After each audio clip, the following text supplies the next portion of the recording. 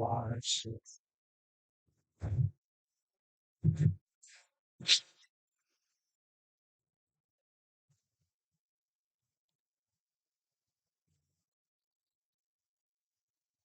right, good evening and welcome to Anclote High School. Down here, we are just north of Tampa. It's about a 2.5 hour drive, depending on how heavy your foot is. And it is a beautiful facility. Brand new school down here, it looks like. Done a lot of improvements out here, maybe a couple years old on the turf.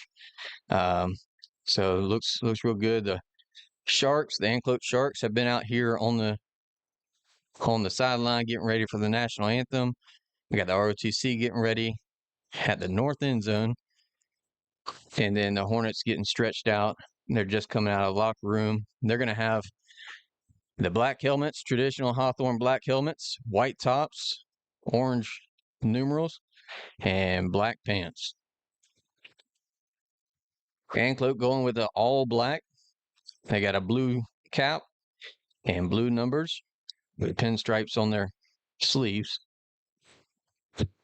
Hawthorne coming off back-to-back years, state champions in the rural classification, trying to get started here. And Coach CI, he'll probably tell you that he's just looking at this game and not looking forward to any particular games or playoff opportunities.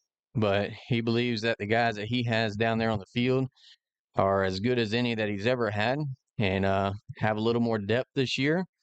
And we're going to be without one star that we had last year that was eligible to return, is CJ Ingram. CJ Ingram's decided to focus on basketball. He's the number 26 prospect in all of the nation for basketball. So he's recently committed to University of Florida Gators, and we'll be able to see him on the hardwood this year. He is on the sideline in obvious street clothes and dressed much as a coach as he talks with the players and part of the team still. But he's focusing on basketball, and I can see him down there during practice and stuff. He's just itching to be a part of it, but he made a certain wise decision.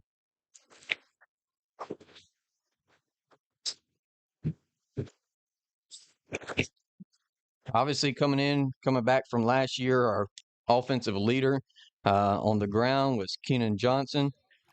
He was very instrumental in many of those games that we just needed to ground and pound. Many of the games last year we played a lot, but we had a running clock really in the second half. And even if there wasn't a running clock, the game was so out of hand that he really didn't get as many snaps as he could have and opportunities to run the ball. So he could have ended up with a lot more yards than he did, but he still averaged over 100 yards a game. So I imagine Coach CI will be leaning on him to keep the offense going this year. We're going to have Adrian Curtis, came over from Eastside. He'll be at quarterback for us. We got to meet some of the seniors this past week in the locker room show with the coaches. So it was neat to hear all their different personalities, what makes them special and different from just the uniforms and numbers you see down there on the sideline. So keep that in mind. If you haven't had a chance to go back and watch that, it's a really good reel. You got some guys that are designing clothes as an entrepreneur. You got other guys that like jazz, and some other guys, just they're different like pregame warm-ups that they like to do, and people they want to appreciate going into this senior year for them. And we'll be listening to a few of the coaches throughout the year as well. And then as we get closer, we'll revisit with those seniors and get what their perspective is on the season, but also on their looking back on their senior year, but also their previous years. I want to thank first, before we get started too far here, as both teams are still getting stretched. They're supposed to start at 7 o'clock, but they put 8 minutes on the board. So we're going to give some time here just to wind down and get ready for the game. So you have about 8 minutes before kickoff, as both teams are still getting loose and people are still showing up. It was raining down here on the way, but it's cleared out. It's a nice, comfortable afternoon. Not too muggy, just kind of no breeze, calm, and mid-70s probably, I would guess. Actually, it says 87 I see on the weather there. So it just feels cool for Florida, I guess. But hats off also in my appreciation to Sean Derrick that makes all this possible. He's put together a marvelous program for the coaches show, but has also gone above and beyond and has presented a great production here. He's got a good graphics and everything going on, the Hawthorne Hornets Sports Network. So if you give a chance, give him a shout and appreciation for what he does for us. We'll have multiple camera angles coming to you. And we're also trying to get some students involved. So students, if you'd like to be involved in the production of games, whether it's these games or other games, we're still looking for people for doing stuff for the JV football games. We'd certainly love to bring you on and teach you the ways of the broadcasting, and maybe it's something you look at it as a future career. We'll take a break here. We'll leave the stream going, but we'll just cut the mics for a moment as we get ready for the playing of the national anthem.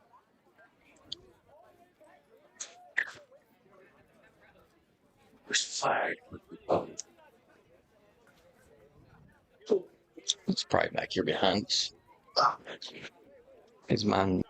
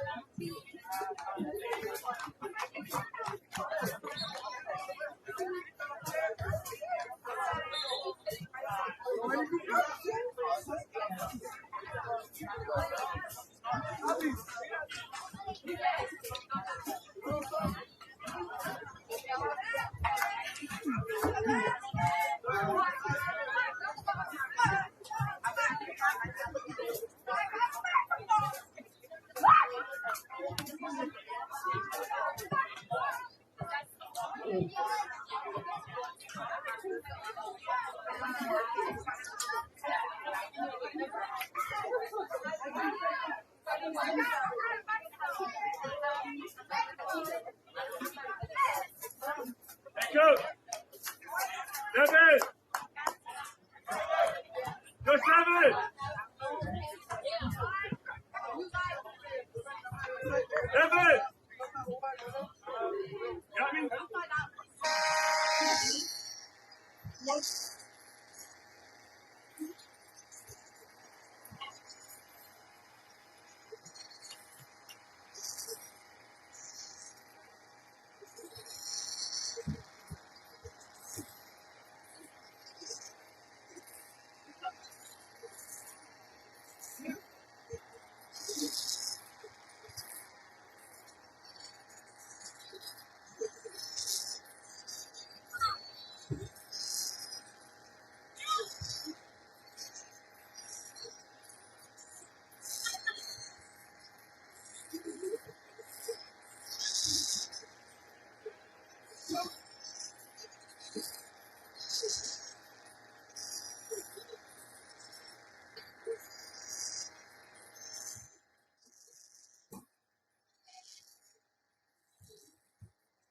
Coming onto our field is the color guard for Anclote High School. The United States flag commanding the colors is Christine Fowler.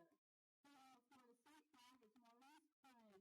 And the holding uniform is Eric Sipsiski and Jana Hurry. And raising the flag.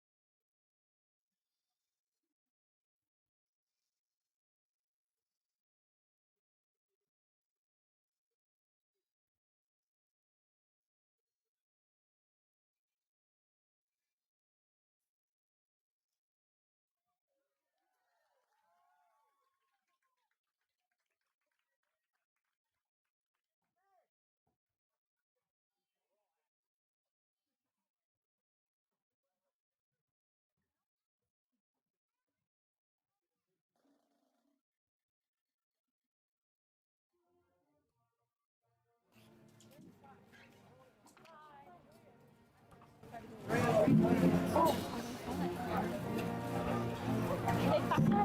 Miranda Gabby, and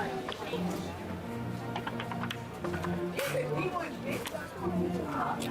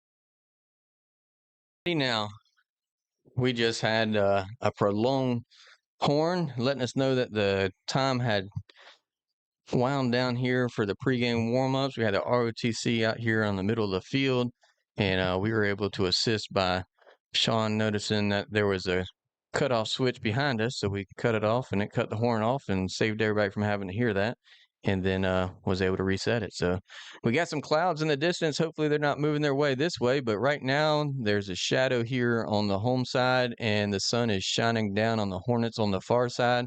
They're loosened up. They're getting ready for the captain's meeting, and we're going to call them out to you as they come to midfield.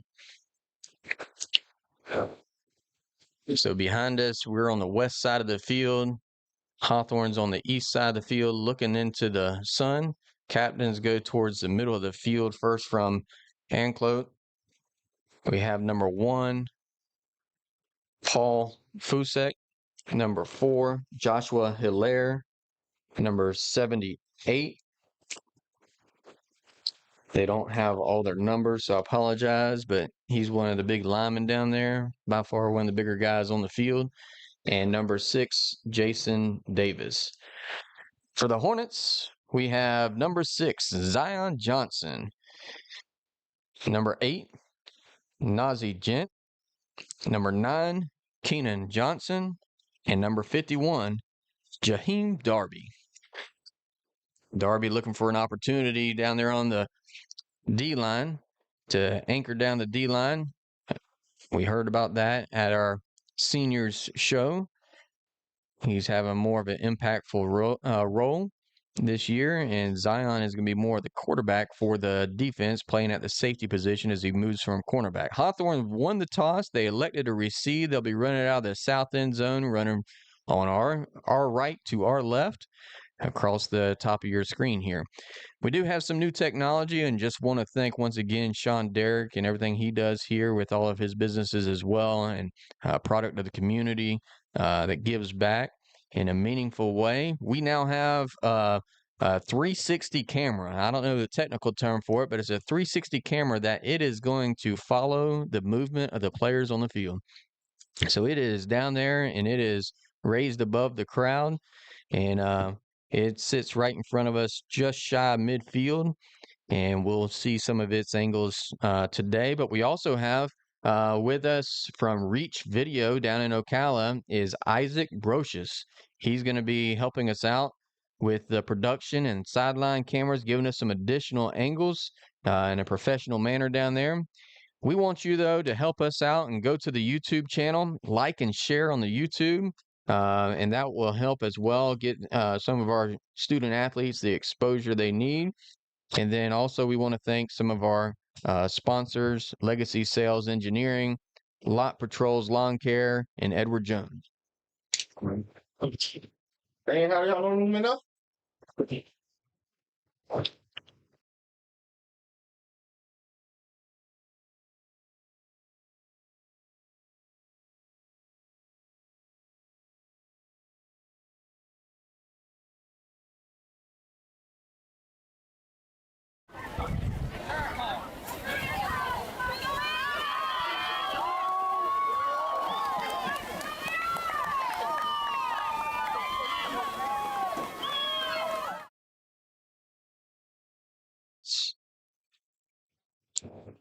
It's like you're going to have I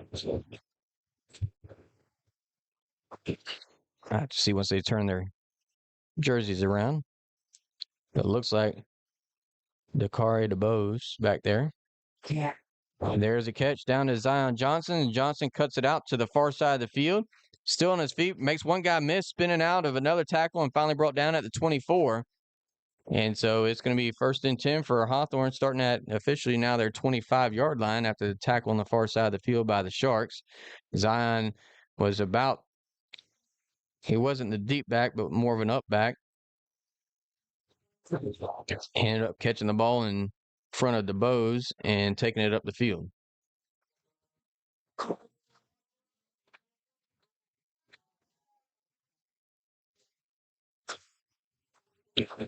All right, Hawthorne offense for the first time in the regular season. We have at quarterback Adrian Curtis. Going from the shotgun, he's going to have trips to the near side, one man to the far side.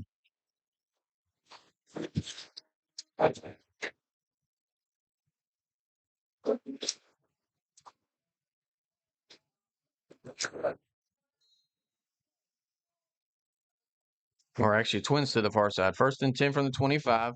In motion from right to left is going to be Johnson. Johnson coming out to the near side. There's a throw out to number 5. And that's Brown. He has it going straight up the middle and brings it across the 30 up to the 32-yard line.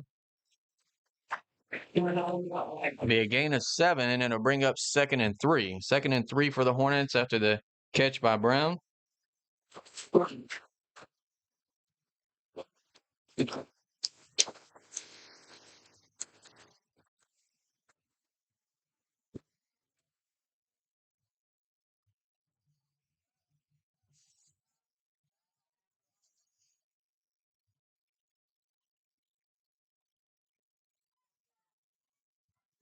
Curtis from the shotgun, twins to the near side, high snap over his head, and he just picks it up and falls on it, sliding down inside the 20. A wise veteran move as he does right there. Ball will.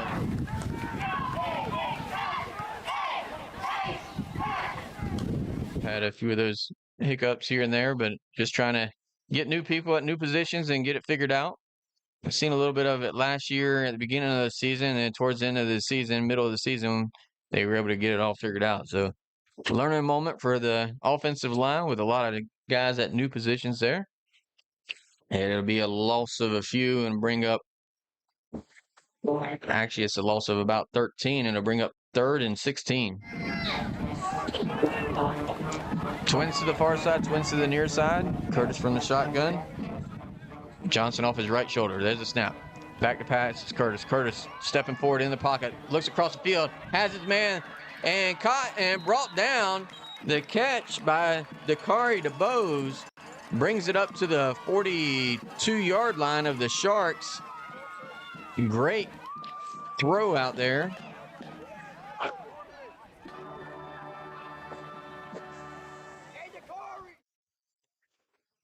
That is about a 30, we'll call it a 39-yard play.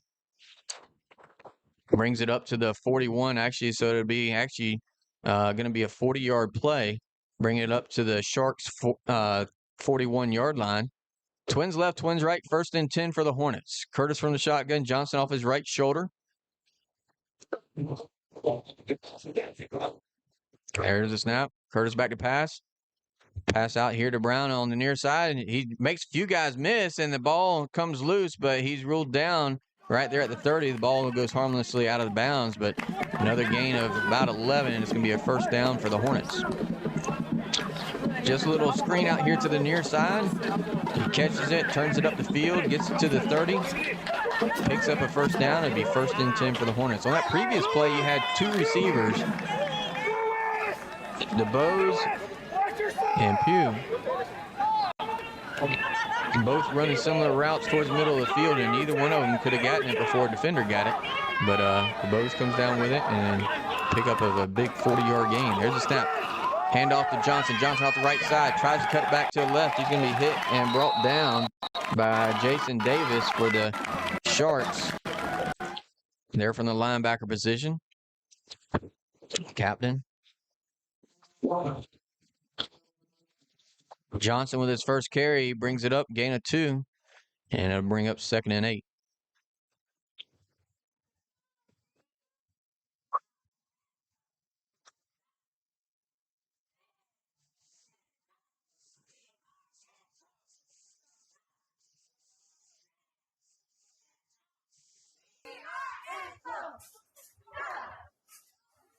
Hornets to the line, twins left, twins right. Curtis from the shotgun. Johnson just off his right shoulder.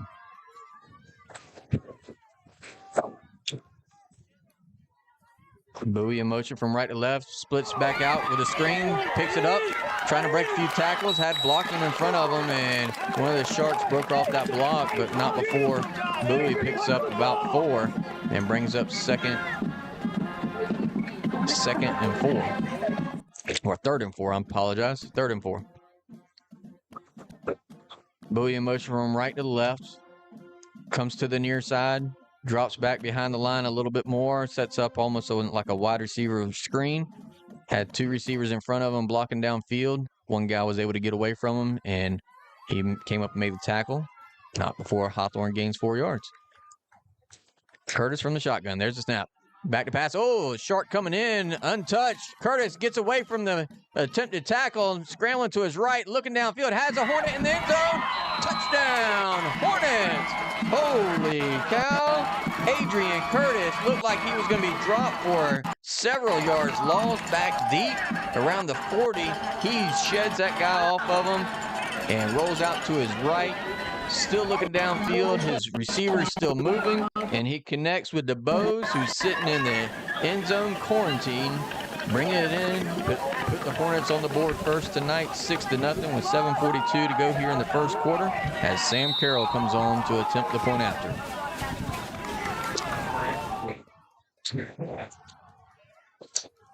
There's the snap, the set down, the kick is up.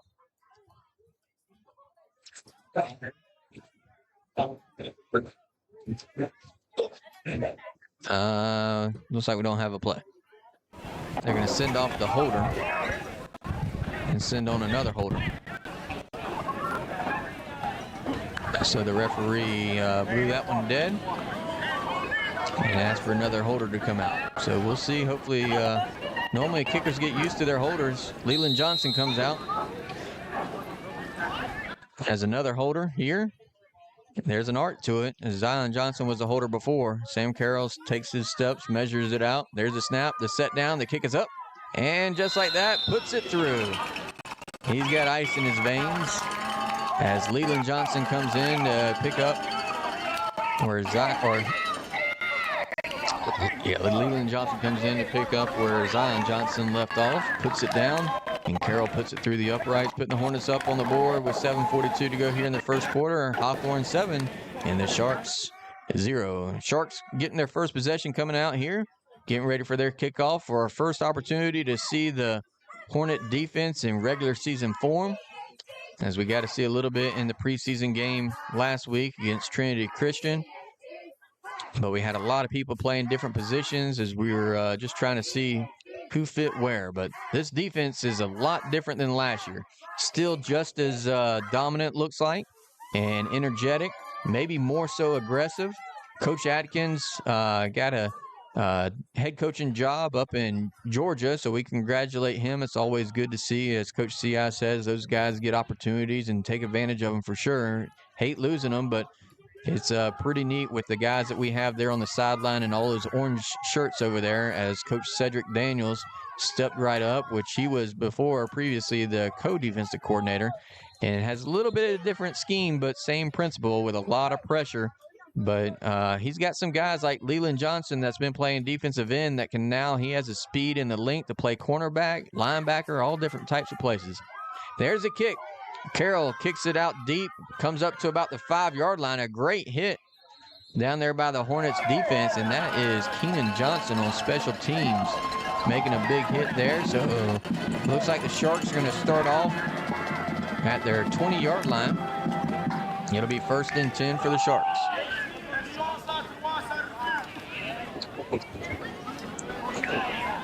All right, you'll see some of those great sideline photos down there once again by Isaac. We appreciate him being down there. He's on the near sideline, as you'll see it from left to right. We'll see a few good shots coming from him throughout the time here, and we appreciate you joining us. Once again, go on our YouTube video. Even if you're not on there now watching from Facebook, go on there and like and share. We appreciate all the support. Do it multiple times. All right, Sharks come out. Got from shotgun or running back on each side of him. Oh, and he gets blown up, as looked like Darby just tearing it up in the middle. Jaheim Darby making his presence known on the first snap of the game. Really blows it up, and it'll be lucky just to keep his head on his shoulders there.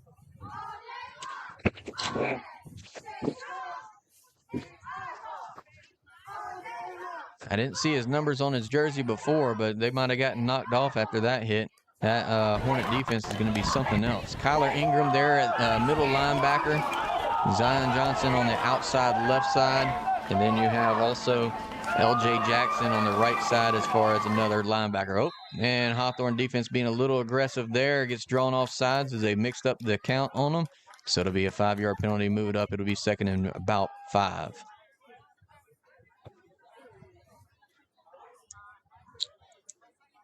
So at quarterback for Anclote is Paul Fusick. He's a senior, 5'10", 147. Most of the guys over here on Anclote are noticeably smaller than our guys, but we'll see how they can perform. They might be a little quicker, so we'll see.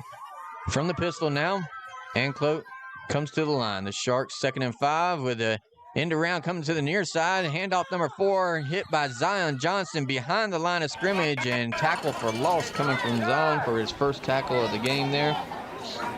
On the carry was another captain, Joshua Hilaire, another senior for the Sharks, and it'll be a loss of 2. So 2 running plays for the Sharks, a loss of 3 total for them, but because of the penalty, it makes it right now, it's going to be 3rd and 7.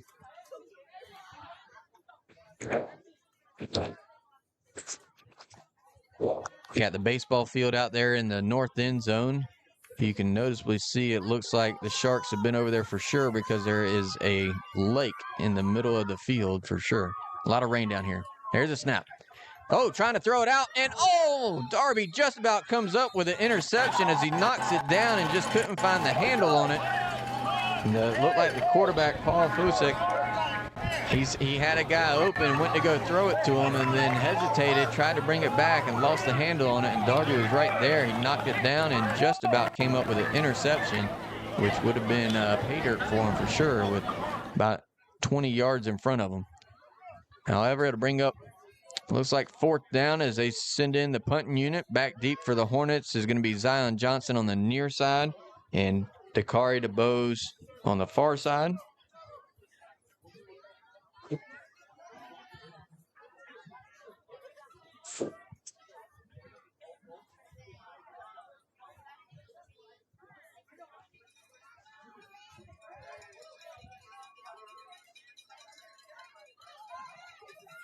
Sharks trying to get lined up here. Punt formation, 4th and 7. Now Zion moves up, about splitting the difference, standing at the 40. Oh, it's bobbled, and there's a kick. Low line drive, picked up.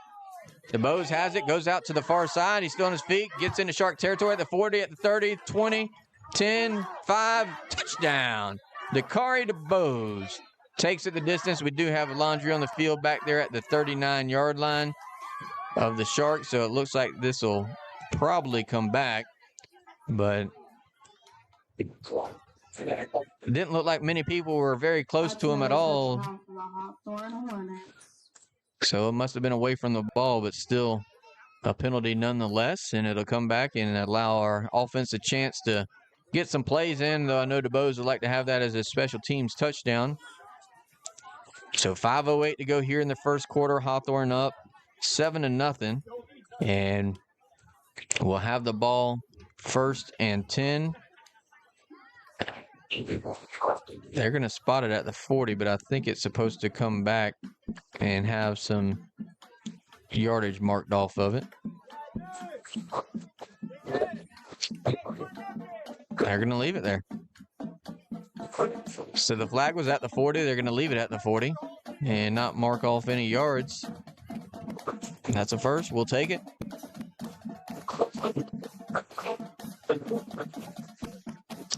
So 1st and 10 for the Hornets. Out for the second series. Curtis at quarterback. Trips to the far side, stacked up together. Pugh out here by himself. There's a snap, handoff to Johnson. Johnson comes out to the near side, trying to get outside. Oh, and a great tackle by the Sharks. Ball comes loose. The flag comes in, but they're going to say he was down and that the ball came out because of the ground, but there's a flag here on the near side of the field.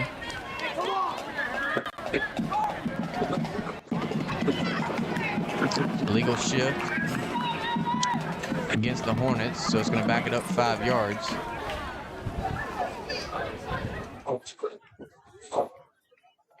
or actually it's gonna be declined. So it'll be a loss of 2. And so it'll bring up second down. So 2nd and 12. Sharks decline the penalty. 2nd and 12. Twins left, Twins right. Curtis from the shotgun. Johnson off his right shoulder. There's a snap in the option. Pitches it out. Johnson has it. Goes out to the right side. Has guys in front of him.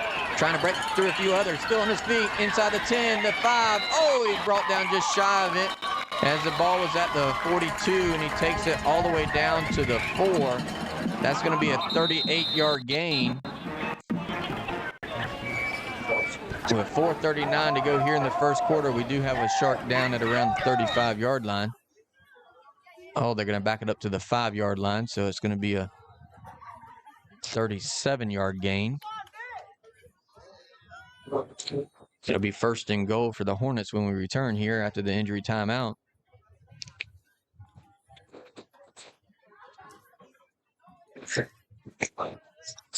Fans, we got a big one next week. Just to let you know, obviously you're not looking forward to next week. Want to finish up with this one this week. But Newberry comes into Annie Mae Phillips Stadium. And it is going to be a big one with people need to get there early, get their seats early. A lot of hype around it. Obviously, last year with the game early on in the season was one to never forget as well, with the power going out during halftime.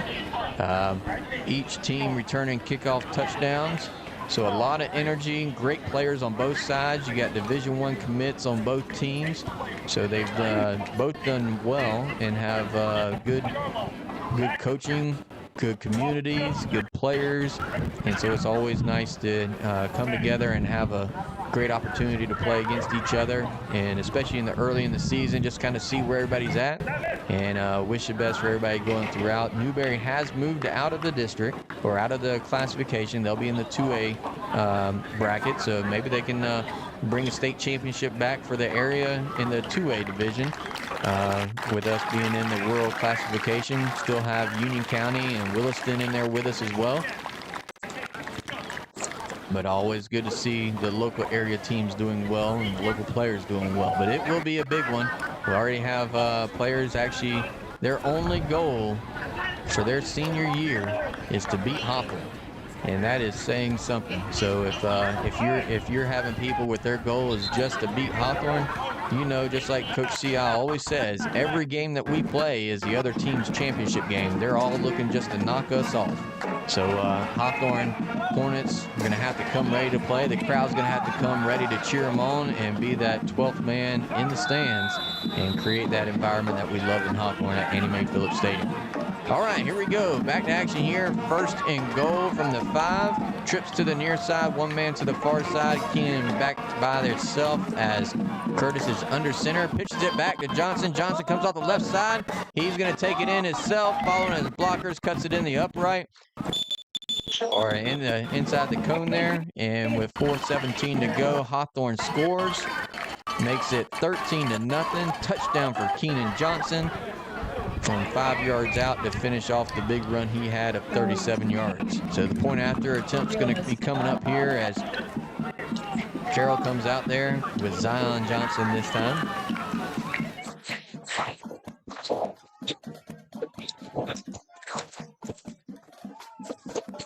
$4:17 to go here in the first quarter.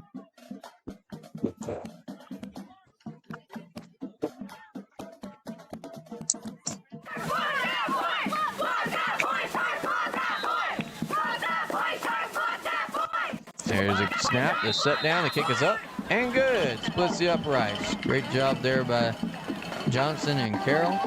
Puts it through. So 4:17 to go here in the first quarter. Hawthorne up early, 14-0 with 2 big offensive series. And the defense a chance to come out yet again and have a little bit of opportunity to make some plays themselves.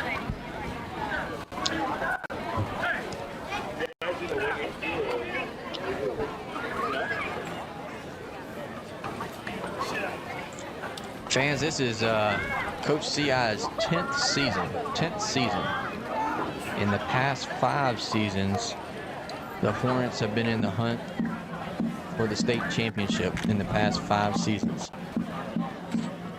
Quite remarkable for anyone, but let alone a player coming back to his hometown and having that kind of impact, and year after year being able to compete, and sometimes having some injuries you got to overcome. And a lot of guys that have moved on to the next level because of his mentorship and coaching as well, and as well as the guys that he's brought along with him. There's a kick by Carroll. Carroll with a pooch kick to the right side, up back, catches it, and immediately falls on it. And that is caught there at the 26-yard line. It'll be 1st and 10, 27-yard line. It'll be 1st and 10 for the Sharks with 4:15 to go here in the first quarter. Looked like one of their tight ends that came down with it. He didn't want any part of trying to run that ball against that Hawthorne special teams. On that defensive front line. Yeah.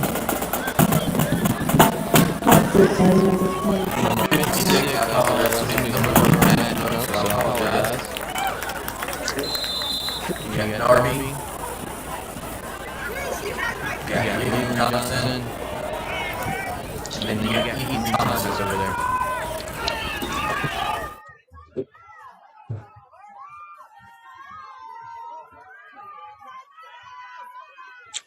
Here we go. All right, back at quarterback. Fusek gets his men to the line, twins to the near side, one man to the far side. The tight end moves in motion from right to left. There's a snap handoff to the tailback. He goes up to the line and nailed immediately. There is the Hornets Darby once again with a big tackle, stuff in that middle. He said he was going to have to step up this year and prove himself, and he is certainly doing that right now as he steps in there and clogs up that hole. Linebackers, you got Zion Johnson, Kyler Ingram, and then L.J. Jackson. Over here on the near side at defensive back, you have Nate Jennings.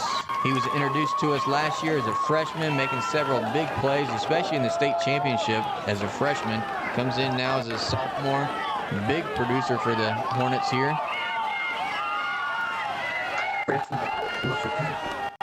There's a snap, back to pass, throws it out to his tight end, or his receiver. Oh, and a big hit as LJ comes there and cleans his clock. Helmet comes off, and he was in trouble from that one. He tried to go against the grain, and the grain was LJ Jackson.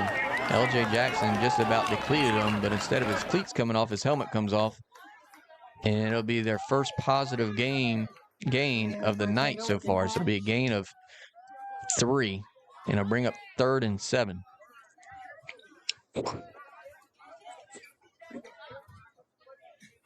Good looking play. Had some promise. Probably should have kept it outside. Had a little more room to run, but went inside and got to meet LJ. Twins left. Single man to the near side. Pistol formation. There's a snap. Purett goes to the left. Looks like option rolling, but he takes it and throws it in the middle. Somehow it finds turf in the middle of Hornets. No Shark. The Shark was deep. Needed to come into the shallow end, but he was out there in the deep water. Bring up 4th down. So this is the furthest that the Sharks have made it to their own 30-yard line. 4th and 7. DeBoe's back, standing in his own territory at the 43-yard line. He had a kickoff return that came back.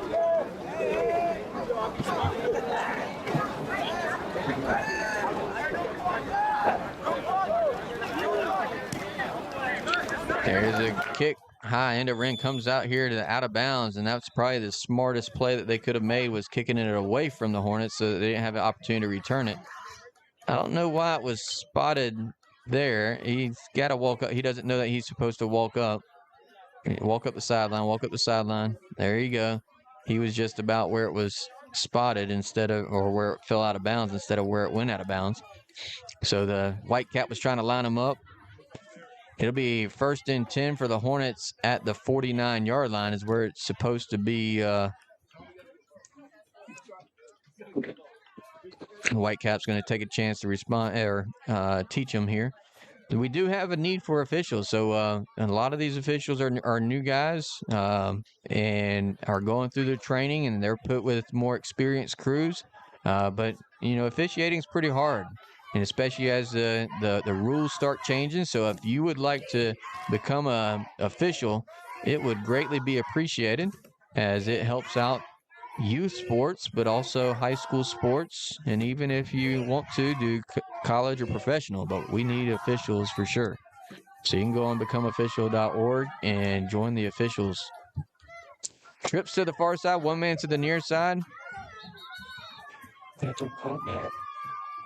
Curtis from the shotgun. Johnson off his left shoulder.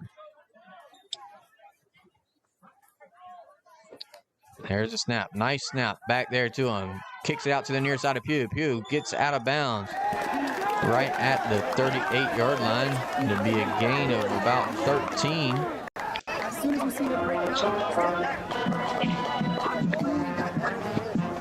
And it'll be 1st and 10 for the Hornets. 1st and 10. 2:34 to go here in the first quarter. Hawthorne up 14-0. Once again, thank you for joining the Hawthorne Sports Network. We appreciate you joining us either on Facebook or wherever you may be joining us from. If you can, let us know where you're joining from here in the comments. Keep it civil in the comments. We look forward to having you all be part of the broadcast. There's a snap. Handoff to Johnson. Johnson going off the left side. Tough gain of about 3. Brings up 2nd and 7. He carried a shark with him the whole way.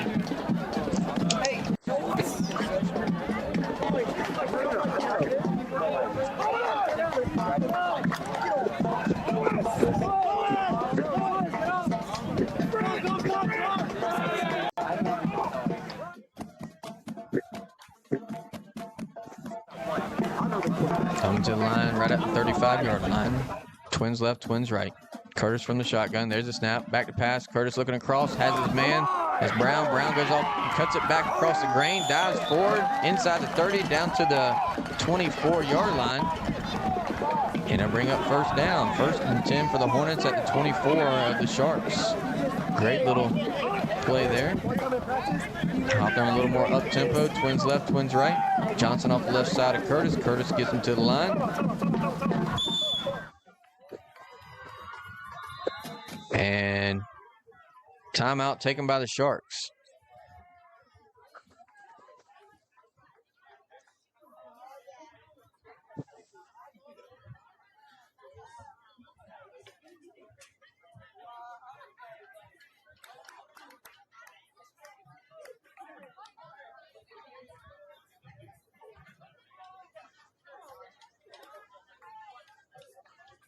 Our offensive line, just take a chance to recognize them. They're down there in the trenches working hard all the time.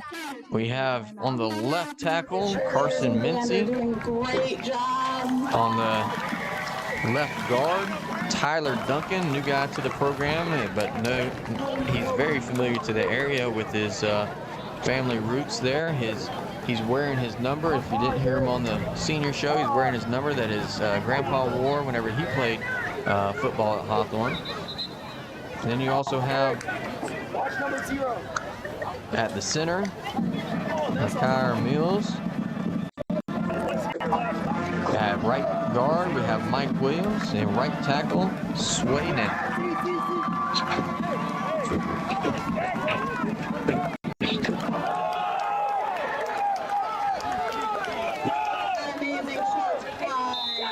Hawthorne comes to the line, same formation, twins left, twins right. Mills still there at center. The big fella takes a snap, throws it out.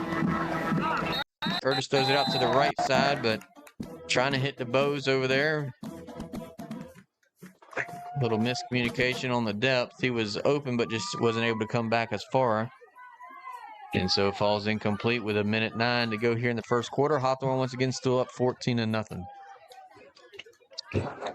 Good contingent came here from Hawthorne over there on the far side of the field. 2.5-hour drive down here through all this traffic. That's something that we're not too familiar with up in Hawthorne. But we've seen a few more red lights than we've seen in a while. Made our way down here. It's kind of a rural area in north of Tampa. Once you get out here in the backside of it, near some of the preserve areas, the nature areas. There's a dump off to Brown. Brown has it, cuts down the sideline at the 10, 5, pushed out of bounds. And it'll be down at, actually stepped out of bounds at the 7-yard line.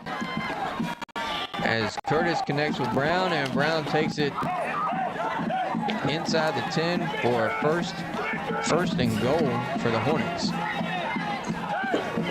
Nice little wide receiver screen, gets the pass, and then creates a lot of the extra yards himself. A lot of the hard work on his own legs. 1:01 to go here in the first quarter. Hawthorne quickly to the line, twins left, twins right, up 14-0. Curtis from the shotgun.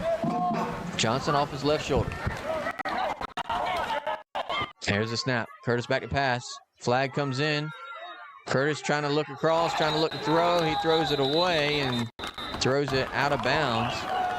It's past the down marker, and so therefore it's not intentional grounding, but we do have false or illegal formation against the Hornets, so it'll back it up 5 yards.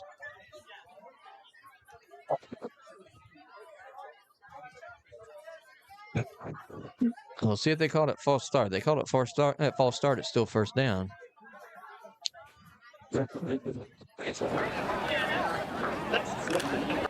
Yeah, that's still first down. So it'll be first down. First and goal from the 12. Twins left, twins right. They have second down marked on the down marker, but it's still first down. We'll see if that comes into play. Is looking deep, trying to find Bowie, and touchdown. Adrian Curtis lights out, puts it on a dime out there as Darian Bowie. He comes from the slot position on the right side, goes towards the post, and then cuts it out to the right, and all alone, sitting there waiting for the ball, and tucks it in right before going out of bounds. Puts the Hornets up again, 20-0, waiting for the point after attempt as Carroll comes on for the point after attempt here with 34 seconds to go in the first quarter. There's a snap, set down, kick is up. Yeah, he did a good job.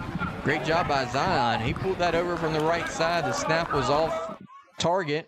Normally messes the kicker up with their timing, but he got it. He put it down, and Carroll adjusted his steps and got up there and put it together. Wasn't pretty, but it went through. Makes it with 34 seconds to go here in the first quarter. Hawthorne 21, and the Sharks 0. The Sharks have yet to pass their own 30-yard line, so we'll see what happens here.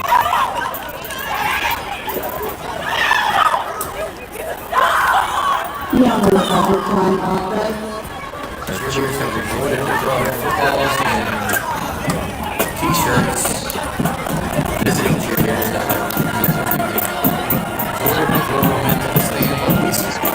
That's something you see all the time. The team recording with their fans, but they're having fun with it. And one of them had a good I guess softball player or something. Maybe getting there and fire the ball. That's what his head out. All right, teed up here. Get ready for the kickoff. Last kickoff, probably for the first quarter. Carroll tees it up in his own 40. Gets ready to check off. And there's a kick. Nice kick. Deep. Comes down to, oh, and it's bobbled at the 9-yard line. The Shark picks it up quickly and then nailed after he brings it about 5 yards up to the 14. He lost the handle on the ball coming up, and then he got depleted as well. Several Hornets on the special teams side on the far sideline came through and put a wall right there at the 15-yard line. So 29 seconds to go here in this first quarter. The Sharks going to score in this first quarter. They're going to have to get moving, but I think they'll satisfy or settle for just some consistency of their offense right now. As I think their net gain at the moment is about 5 yards.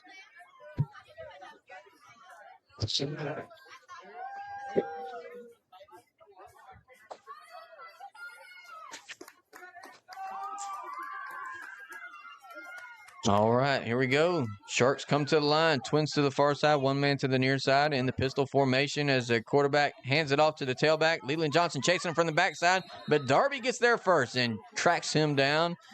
It'll be a loss of 2.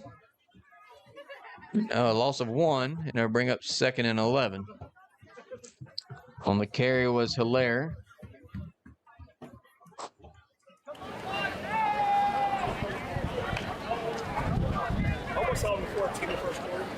Wakulla is up on Port St. Joe 20-0. Trying to bring you some score updates as we just hit the 1-quarter mark. After 1 quarter of play here north of Tampa at Anclote High School. It's Hawthorne 21, Anclote 0. Few scores from around the area. Fort Meade is up on Hardy 7-0. Yulee and Union County a little delayed. Getting started. They're supposed to start at 7:45. If you got some scores, post them there in the chat.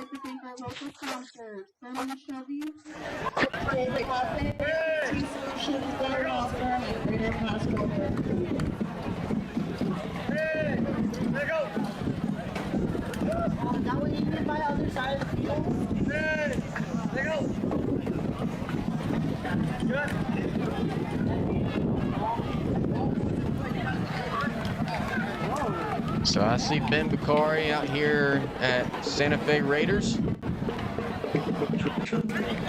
with Coach Mike White that also is a coach out there at Hawthorne. And they got the broadcast for Santa Fe tonight. I'm not sure who they play. I think they got actually PK Young is who they play. So another area battle.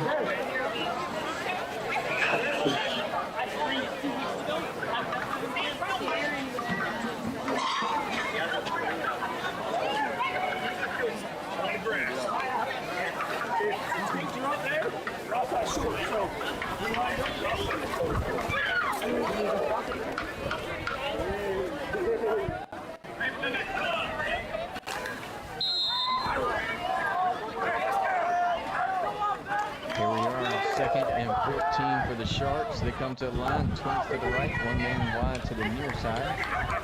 Sharks going to go right to the left. So us. Quarterback rolls out to the right side. Look at this. He has a guy. Oh, and he loses the handle on it. He had the first down of the Sharks of the night and a little bit of room to run as he got just behind one of the defenders. And he's going to wish he had that one back, as that was the guy that normally lines up at tailback. Hilaire.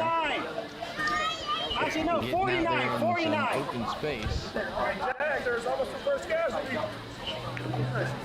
Whoa, the headset ball flew. The offer not would be 3rd and 14.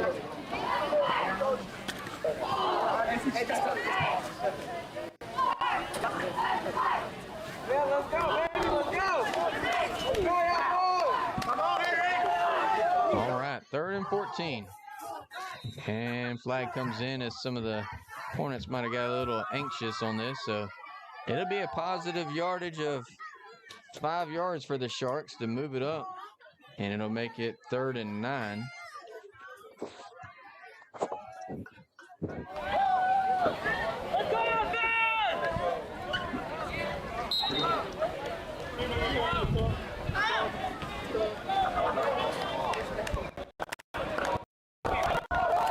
So here we go. From the 16-yard line, 3rd and 9, starting the 2nd quarter. 11:55 to go here in this first half. Hawthorne up 21-0, and the Sharks are going to have to go 84 yards against this Hornet defense. Hornet defense isn't too shabby. They've not given up, I think, maybe 5 yards of total offense, if that.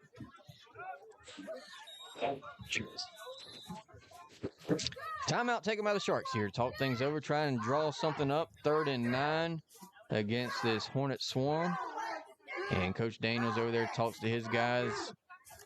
Of course, he's still coaching them up really hard over there. You see him They catch guys, even if there's not a play made, they catch guys that are out of position or not doing what they're doing. They got a bunch of guys with eyes on different positions, eyes on the defensive line, eyes on the linebackers. And if they're reading the play wrong, even if it's not exposed and the quarterback doesn't make the read, they're still getting coached up here, especially early in the season. And, you know, Newberry coming into Anime next week, they're not going to be able to get away with those mistakes. So Coach Daniels coaching them up, and we got some coaches up here at the top of the press box that are looking down on them to get a bird's eye view as well.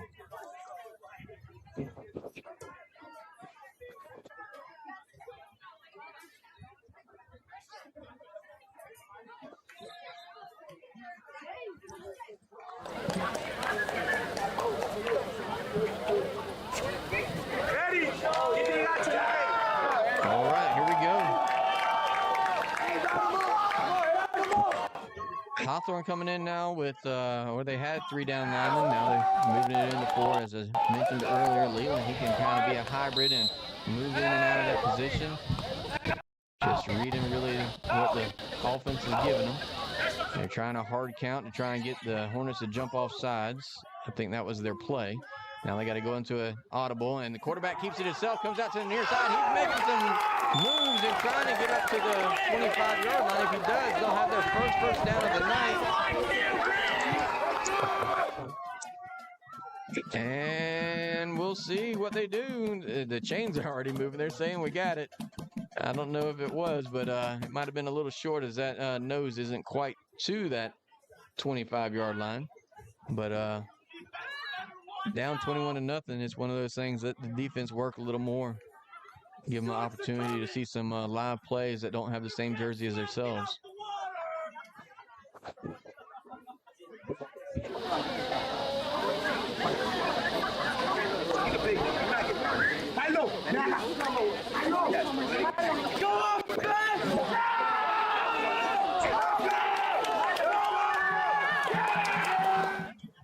All right, come to the line, send tight end in motion from left to right. 1st and 10 from their own 25. There's the handoff straight up the middle and nowhere to go.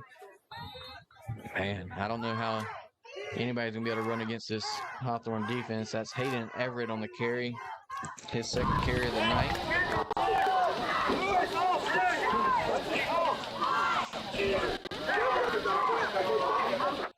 Sending a few bigger guys, maybe as blockers.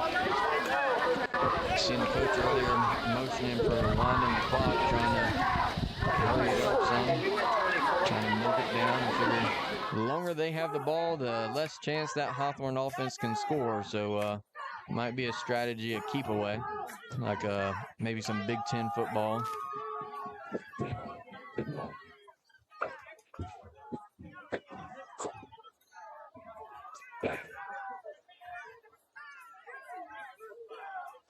Here we go. 2nd and 10. There's a snap. Tight end coming around on the handoff. Tries to get to the outside. He's wrapped up and thrown back. As the Hornets got over there, that sophomore, Nate the Great Jennings. And it'll be a gain of a few. Looks like I'm marking down at the 30, so a gain of 5. They had some blockers out front. Nicely designed play. And Nate comes up there, steps up from guarding his receiver, and throws him out of bounds.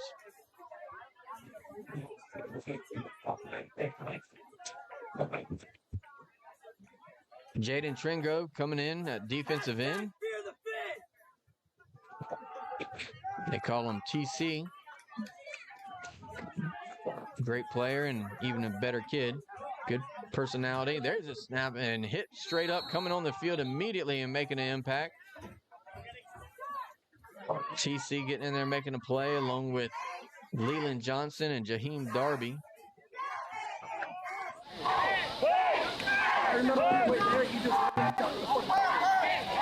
Another sophomore out there on the coverage is Travis Peak, number 15 on the far side of the field. Jordan Asante at linebacker comes into the game, trying to recognize some of these guys that aren't always in on the first few plays, but cycle in towards the latter plays. And at safety, Frandon St. Fleur. He's been in at safety, starting at safety for us. And in punt formation, 4th and 5 from the 30. Punter steps in. They run a shark on the field late. He moves out to the far gunner position. DeBoe's back there to return it for the Hornets, but the ball actually hits right at the boundary line at the 42-yard line. So it'll be 1st and 10 for the Hornets at our own 42-yard line with a chance to go 58 yards to pay dirt with 8:27 to go here in this first half. Hawthorne up 21-0 here on the Hornet Sports Network.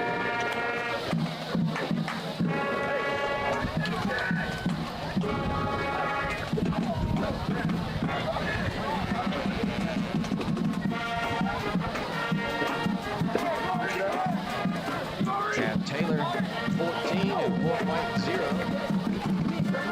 Yulee up 7-0 over Union County in the first quarter. A few scores coming in from around the state.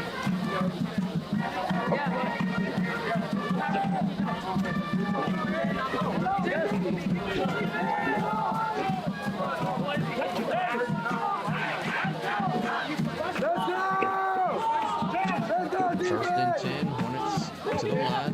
Curtis under center, takes the ball, bobbles it at first, pitches it back. Keenan Johnson going out to the left side, gets to the outside, cuts it up the sideline, and out of bounds somewhere near the 46-yard line. So not a gain of as much as he wanted, but it brings it up to the 46. A gain of about 4 on the play, and brings up 2nd and 6.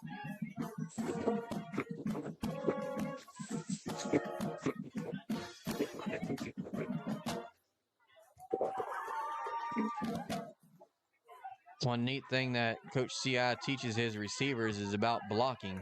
And so one thing you'll notice if you look downfield and away from the ball, sometimes you'll see these receivers blocking. He takes pride in that. That's what Coach Meyer taught him when he was at Florida, and so that's something that he carries on now. And there's a pass to Brown. Brown breaks a few tackles, still on his feet, and brings it into Shark territory down to the 38-yard line. And that's going to be a gain of, it's like 19. Actually 15.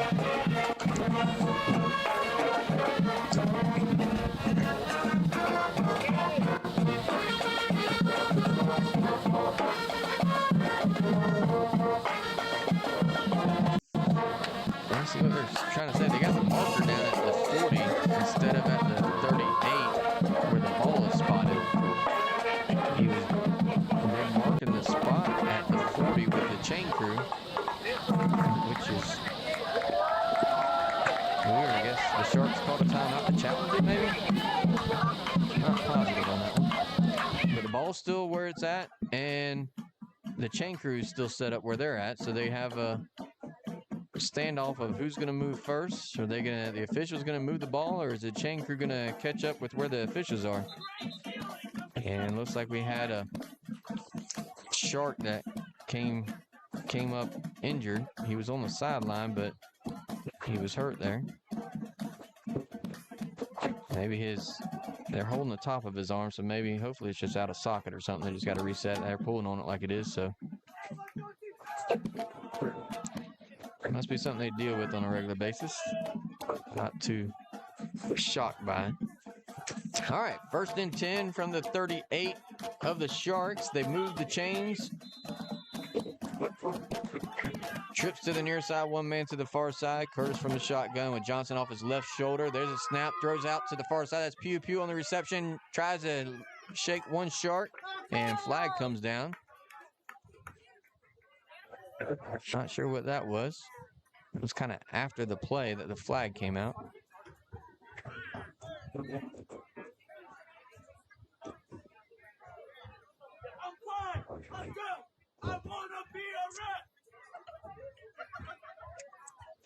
Face mask against the Sharks. So it's going to add on to it, just an incidental face mask. It must have been the second guy that was right there next to him, not the guy making the tackle. The guy making the tackle had him about the wrapped up around the legs and wouldn't let him go, but the other guy was there and grasped maybe his face mask incidentally while he was watching the tackle being made. However, it'll be first down for the Hornets. First and 10 up to the 27-yard line. Curtis with twins left, twins right. There's a snap, handoff to Johnson. Johnson straight in the middle, hit it line, breaks that one tackle now, cuts it out to the left side. He's inside the 20, push, still on his feet, and see if he stepped out of bounds. I'm not sure. Nobody's signaling anything. They're not signaling whether he went out of bounds or whether he scored a touchdown. There's an injured Shark on the far side of the field, so it looks like they're setting it up for a touchdown. And they are. They're spotting it for a touchdown, but there is no signal of a touchdown. None of the officials gave a signal for a touchdown, and they didn't signal that he stepped out of bounds. So that's going to make it with 7:28 to go here in this first half. Hawthorne 26 and the Sharks 0. We're going to have a pause momentarily as there's a Shark that went out of bounds over there trying to make the tackle of Keenan Johnson. Keenan's a big guy now. He moves quick, but he has some power, and he is a bigger fella that can certainly run through some tackles and shed some tackles, as you've seen on that play where he was hit at the line, actually behind the line. And then these Sharks over here, I mean, they're not too bad at size. They're just not as big as our guys. So they're not small by any means. Of course, you know, I'm vertically challenged, so I kind of look up to everybody. But that's good to see the Shark running off here to the near side, getting up. It's number 9, but he's not on the roster as far as his number, but they have about half the guys on the roster have numbers and the other half don't, so I'm not sure which one of those guys he is. So I'll just call him by his number there, number 9. First attempt for the point after. Zion comes out for the Hornets to hold the extra point. Carroll to attempt it. And there's a kick. It's up, and it's good. Splits the uprights. Looks cleaner than it has all night. Nice snap, nice set down, nice kick, end over end through the uprights. 28-0 with 7:28 to go here in the first half.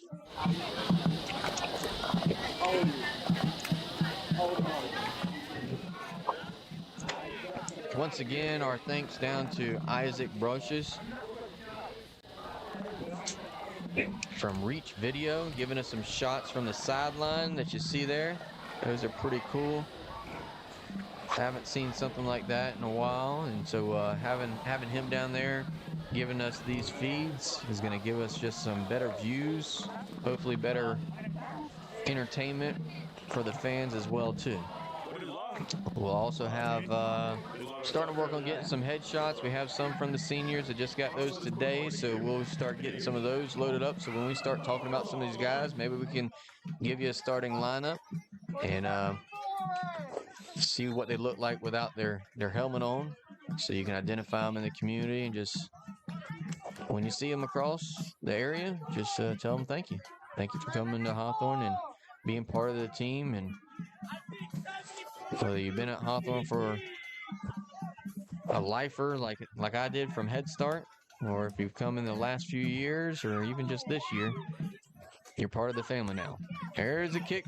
Nice pooch kick coming to the near side. Fair catch by the up back. And TC was there. He was going to, I don't know that he's seen the fair catch signal. He was about to light him up. Luckily, that guy went down on the field besides just a fair catch, because the officials didn't blow the whistles right away. So TC, he goes all the way through the whistle. All right, first and 10 for the Sharks. Best field position of the night right there at that pesky 30-yard line that they've seen glimpses of and have now moved across it. The official just moved the ball from the 30-yard line to the 31. So we are in uncharted territories. We are going to turn on the Garmin and see if we can't find these Sharks. first and 10 at their own 31-yard line. Tight formation there. And, whoa, a big change in direction. Still on his feet. Flag comes out. Trying to get around. Break. Oh, and the ball comes out. And I have no idea who has it. Looks like Kyler Ingram was in the area. Joshua Hilaire made several great moves to break out of those tackles. And in doing that, that's kind of like if you hit that Y button too many times on the game, eventually it catches up with you and something happens. And the ball came shooting out of there, and that might be Hilaire that's down there on the sideline or on the field. That defense, they hit hard, and I couldn't imagine. It's bad enough taking one hit, but he took a hit, he shook it off, spun out, took another hit, shook it off, spun out, and that last hit was enough to jar the ball out straight up in the air.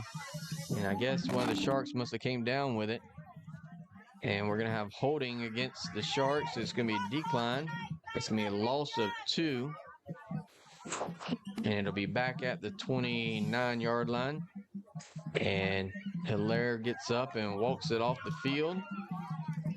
And it'll be 2nd and 12 for the Sharks. So back inside that 30-yard line.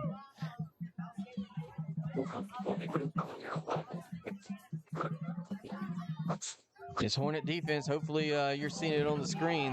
They're pretty stingy, just like those guys that have come before them that set the culture and set the tone of what to expect here from the Hornet D. They're not going to let that offense outshine them, and they've been just as pesky here as has been in the past. Maybe even a little more speed on the outside there. So 2nd and 12 for the Sharks. Fusik from the shotgun in the pistol. Looks across, trying to throw to his tight end. And caught, but immediately hit.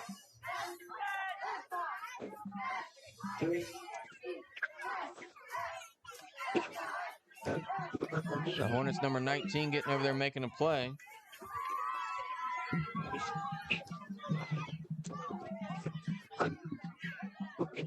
It'll be a gain of,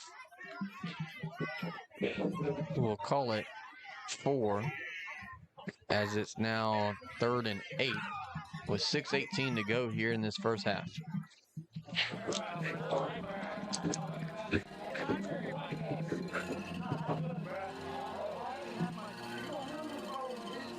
Third and 8.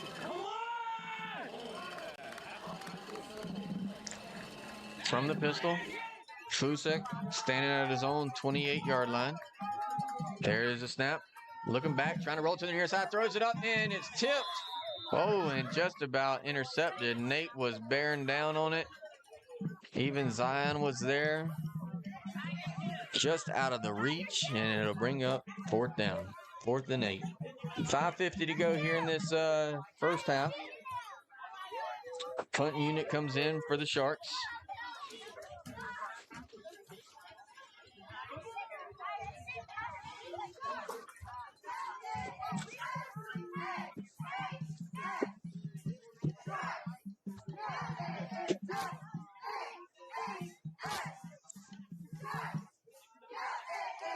Sharks run a guy on late onto the field. Now another guy. They've had a few injuries, so they're trying to get just guys that are supposed to be out there.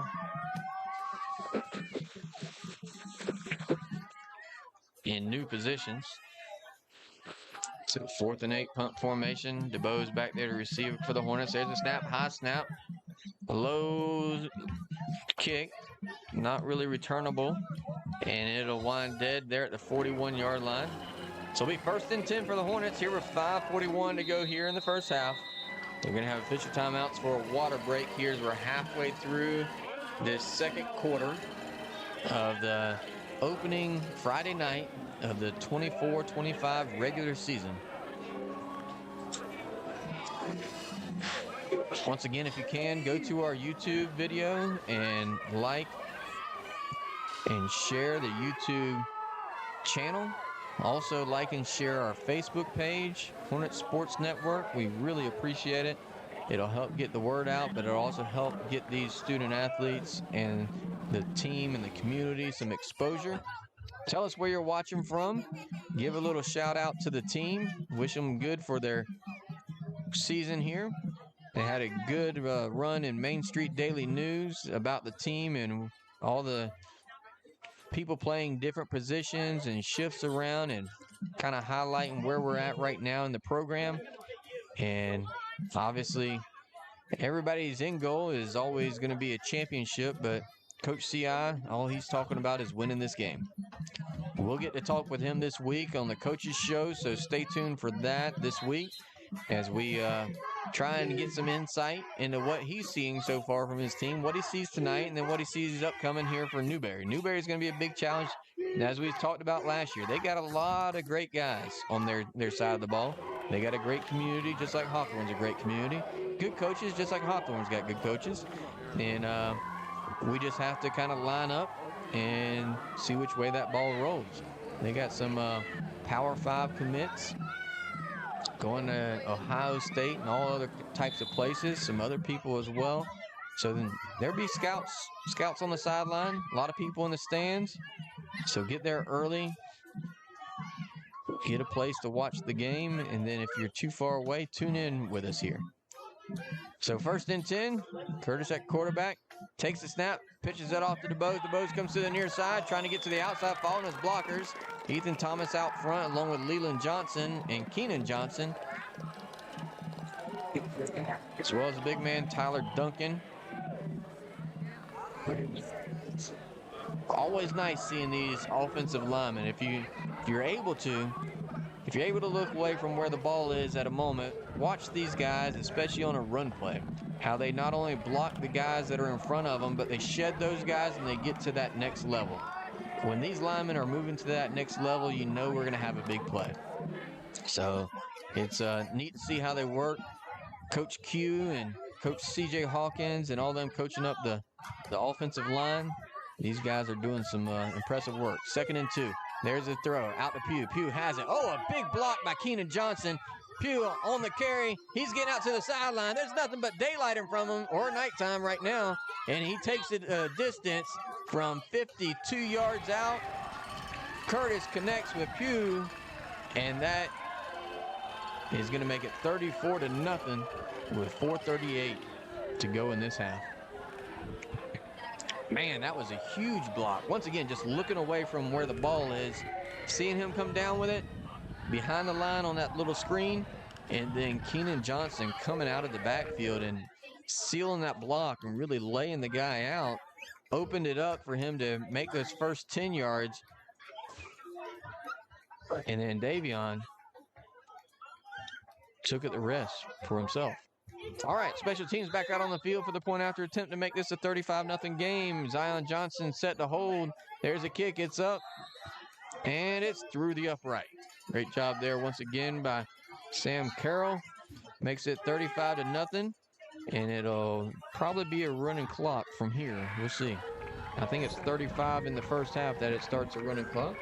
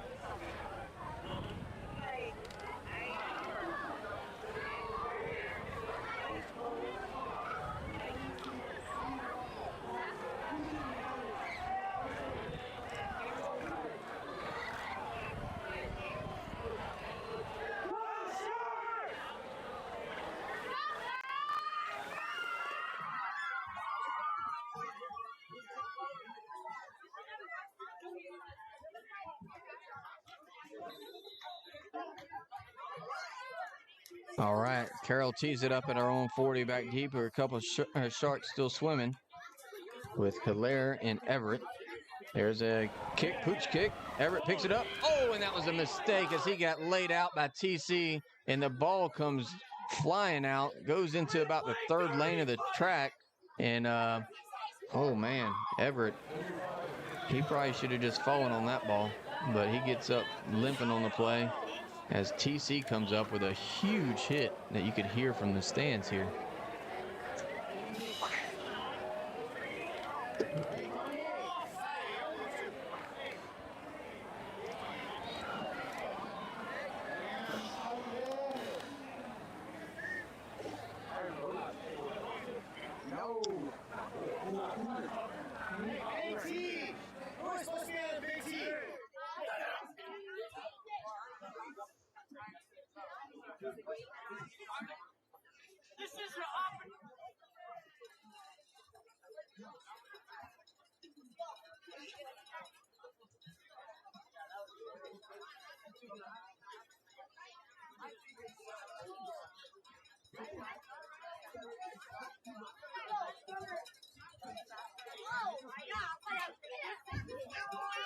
Still down on the sideline as we're having player tended to. That's Hayden Everett. Came up and tried to make a play there for the Sharks. There he goes, getting up, walking it off, just shaking up on that one. He's a senior, outside linebacker, plays a little bit of running back. I don't know that they'll see many teams like Hawthorne this year. There's not many teams out there that are like Hawthorne, but they definitely won't see many of them. Hawthorne's got Newberry next week, and then the 6th we play that Florida High School team up in Tallahassee. Then we have Oakleaf on the 13th at home. Then we get to travel to South Sumter. They were a heck of a game last year. Go to South Sumter down in Bushnell on the 20th. And then we got a couple weeks off. And then we'll return on the 4th against the Zephyr Hills Christian Academy. There's a snap by the Sharks. Sharks hand it off now to the near side, and Leland Johnson there brings down Hilaire with a cutback. And then on the 18th, we travel down to Bradenton, Florida. Down here, not too far from here, maybe another hour, especially from where we're at, but it probably only 45 minutes added to the trip, maybe 30 minutes added to the trip from we went straight down the interstate against IMG Academy. IMG Academy, their white team. They have their IMG, like their showcase team, their white team, their blue team. So that's who we'll play against, is their IMG Academy white team. And then we'll have Orlando Christian Prep at home on November 1st. Hopefully we'll add a few other games, but it's hard to get people to play against us. There's and a pickoff. Zion Johnson goes up to get it at the 31-yard line, still on his feet, goes out to the left side and tucks it in. Touchdown, Hornets. Sosek was trying to find his receiver. He threw it up what he thought was going to be high enough, but Zion Johnson goes up the ladder and at the 31-yard line brings it down and takes it in with 3:36 to go here in this first half. Hawthorne now with a 41-0 lead, waiting for the point after attempt. First score for the defense. I know Coach Sed Daniels will like that one.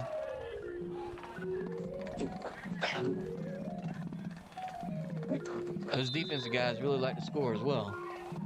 That's for sure. Now Zion's going to have to get his composure as he's going to be holding the ball yet again. The 7th time tonight. There's a snap, the set down, the kick is up. And good. The line drive, knuckleball goes across. Actually, that was his 6th time because he had to come out for that one. But sets it down. Carroll puts it through for Carroll's 7th time. 7 points on the night for Sam Carroll. He's been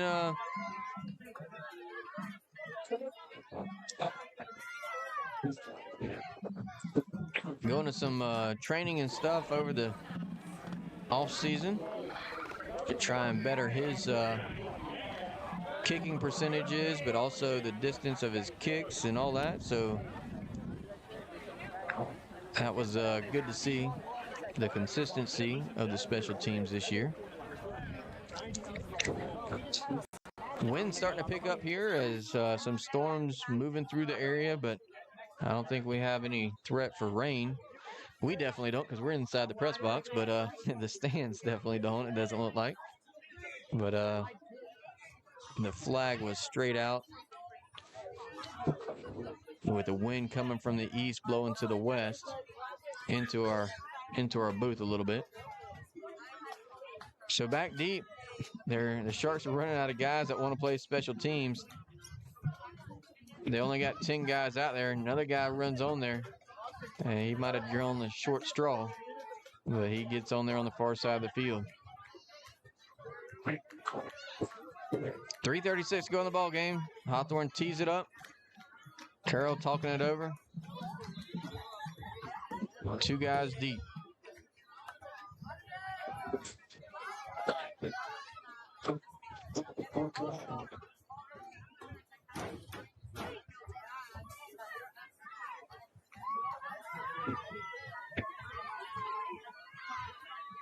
There's a kick. High pooch kick. Coming down, takes a bounce right into the hands of Hilaire. Hilaire tries to cut it back to the near side. He's got some room to run. He comes across a 40. Goes to the 50. He might be in Hornet territory where he gets pushed out of bounds up to the 48-yard line.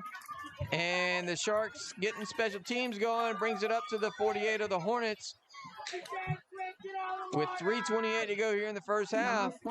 And the crowd is back into the game immediately. It's some optimism here to get something working. Special teams, Joshua Hilaire with a little spark. And now the offense comes back out on the field here with quarterback Paul Fusek.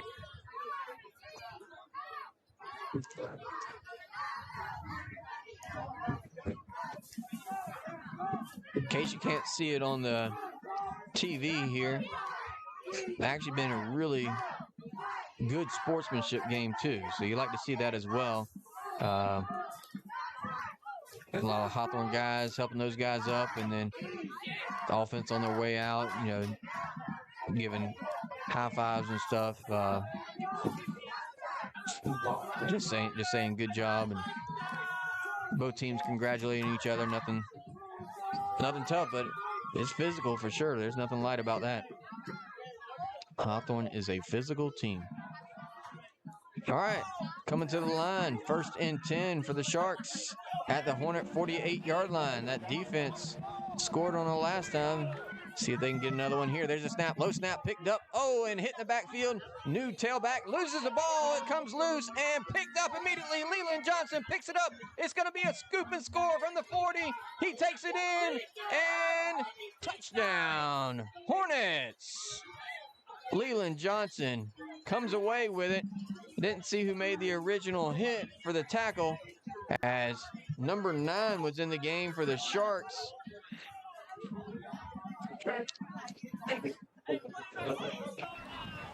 He had the ball. There was a hiccup on the snap. It was a low snap. The quarterback, Fusek, came up with it and then was able to hand it off, but not before it got ripped out immediately after that. And Leland said, I'm not going to fall on this one. I got to score myself if Zion got one.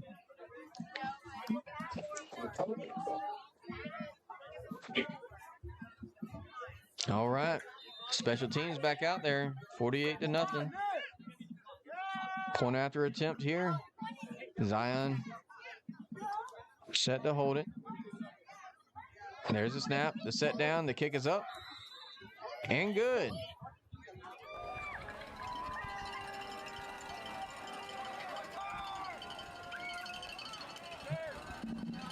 Keandre Wilcox is the snapper, is the lone snapper for the Hornets. Did a great job there.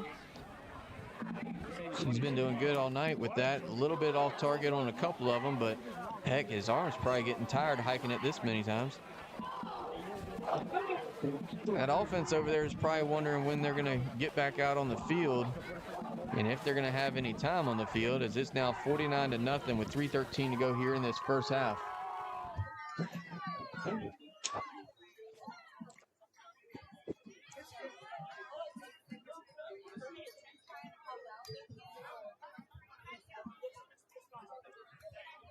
Thank you for joining us wherever you're joining us from. Now we got a running clock going with 3 minutes to go here. So teeing it up. It's winding down inside of 3 minutes. Only stop for timeouts or official timeouts. There's a kick, high end over end, coming down to Allaire. Allaire gave him good field position last time. See what he can do this time. Oh, and he shakes off the tackle, tries to cut it out to the far side, but then pulled down for another loss of a few.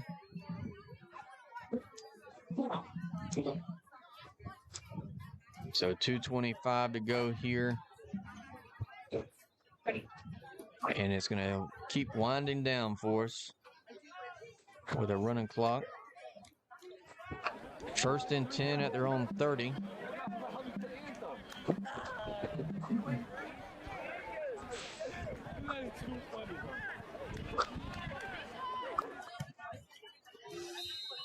Hawthorne starting to get some younger guys in.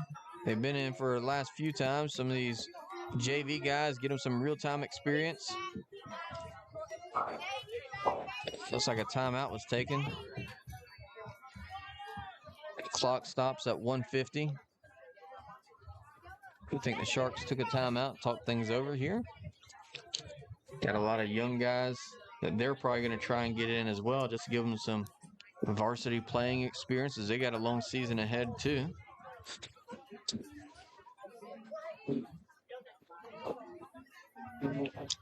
Hawthorne coaches, Greg Bowie.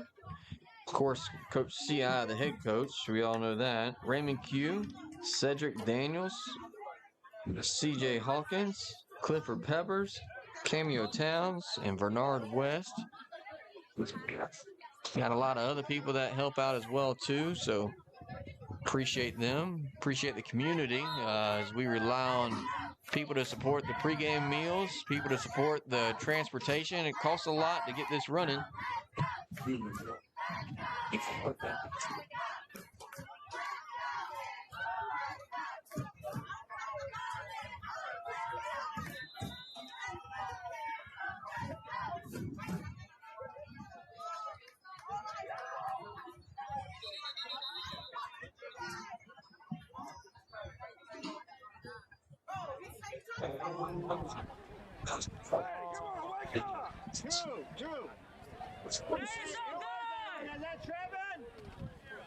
All right, so we got a penalty against the Sharks. Going to back it up 5 yards.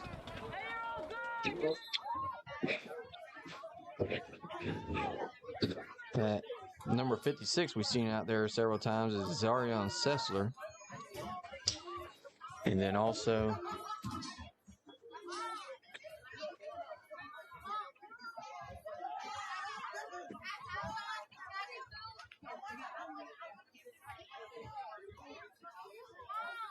there's a snap, handoff straight up the middle, hit and driven back. The guy that just got done fumbling at number 9. Inside a minute to go here in this first half as time's going to run down. And good to see going back out there on the field, Hayden Everett, who got hit pretty hard on that special teams play. 40 seconds to go here in the first half, and the Sharks might let it run down. I don't know if they got to do another play or not, but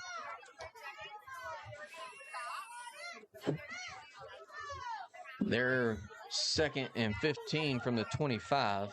25 seconds to go.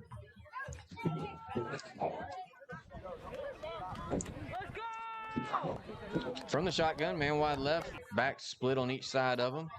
2nd and 15 from the 25. There's a snap. Hand off to Everett. Everett going around the right side, has it a little bit, room to run, and then closed down immediately. The young Hornets are trying to show their worth as well. Get in there and making some plays, and that's the end of the first half. After one half of play, it's Hawthorne on an early lead, 49-0. They're going to go in the half here, talk things over, try and work on a few things here in the early in the season, first game of the regular season. Obviously, even with a 49-0 lead, still have stuff to work on, so obviously time to improve and get ready for next week, but also get ready for the rest of the season, as that's the end goal, is obviously postseason and playoffs.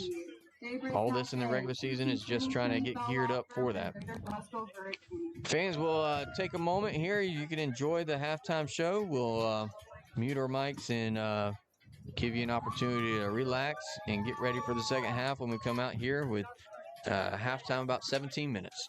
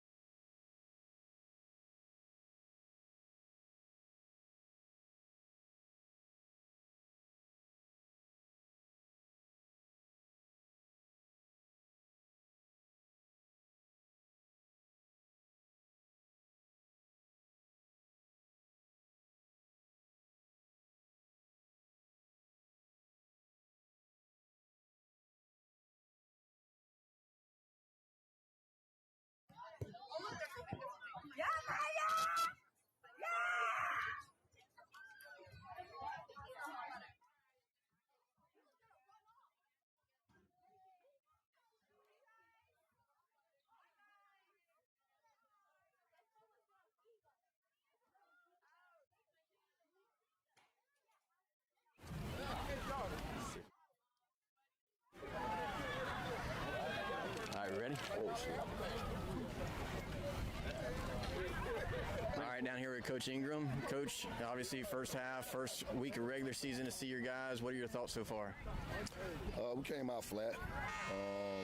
Feel like we could have played better, could have had a lot more energy, but we kind of picked it up at the end of the first and got on the board. A lot of different guys got in the end zone, and of course the defense is flying around. No, we got a shortened half going into this, and the offense really hasn't had the ball that much just because the defense is so dominant, scoring on their own, scoring twice. What do you want to see in this shortened second half for you guys? Try to work some of the young guys in. We kind of know we'll need them in some of these bigger games here later on in the season. So just trying to put them on film, evaluate them. And we have a lot of good talented young guys. So just giving them that opportunity to go out and get some live minutes will definitely be big for us. And, just hopefully the older guys can, just stand on the sideline and help coach them up. But we're pretty deep. And I love the way we kind of flew around the first half. Try to clean up some of these penalties and finish the game. All right. Good luck, Coach. Good luck in the second half, and we'll catch you up in the booth. Thanks, man.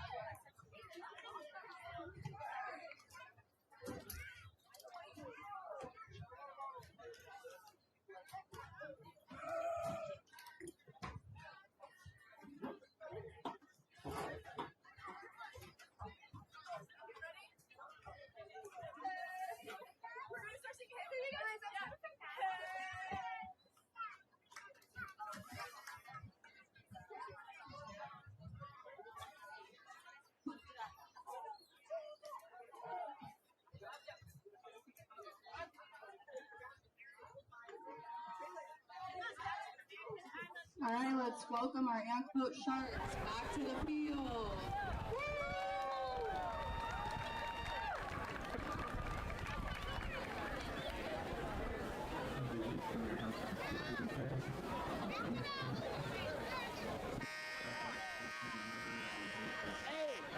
Thank you.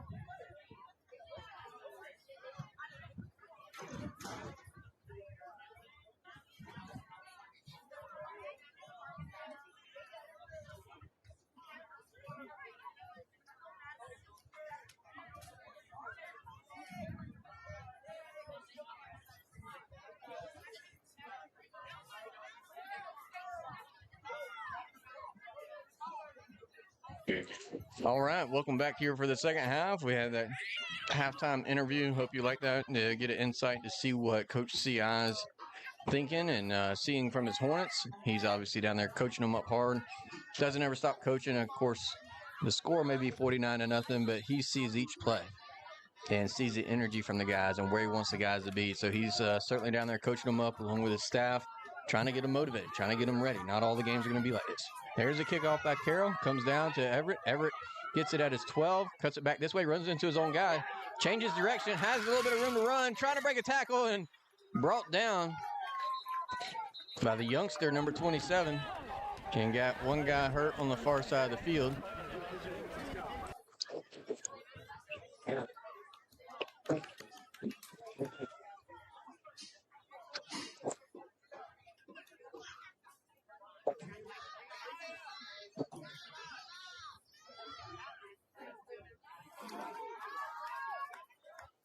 Can't see a number over there, but it looks like maybe Brian Lemons.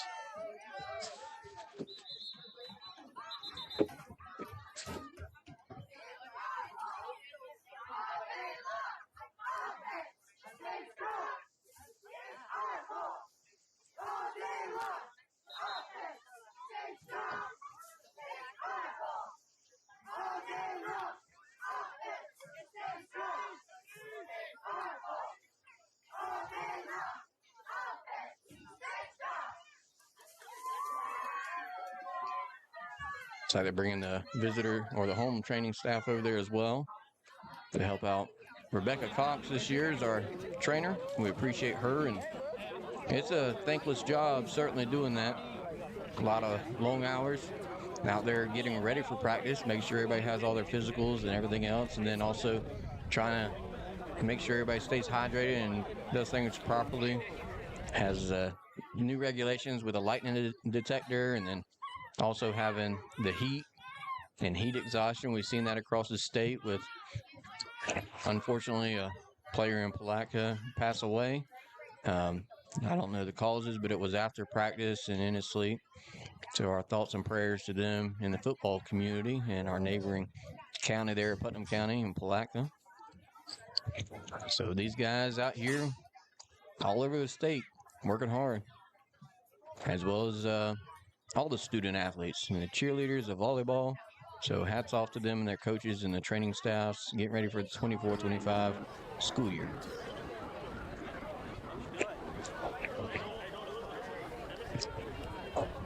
Lemon's still down on the field over there on the far side of the field.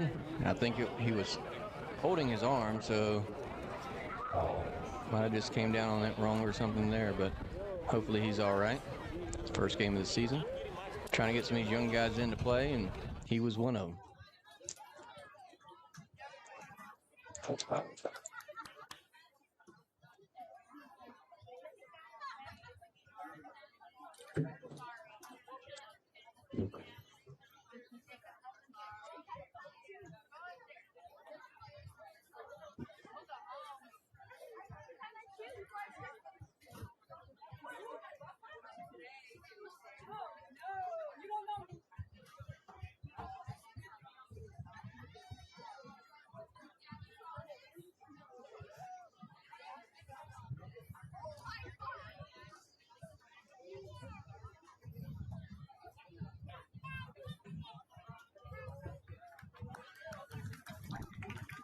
All right, he gets up and goes off to the sideline there to get looked at furthermore. Northview and Destin. Northview's up 14-7. Bozeman and Holmes County. Holmes County up big, 34-3. Baker over FAMU, 21-6. The Villages over Wildwood, 30-12.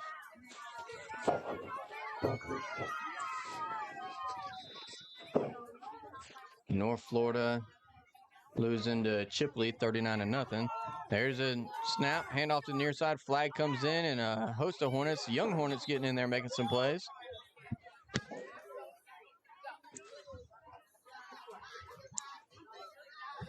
Coach CI giving them younger guys from JV an opportunity to play.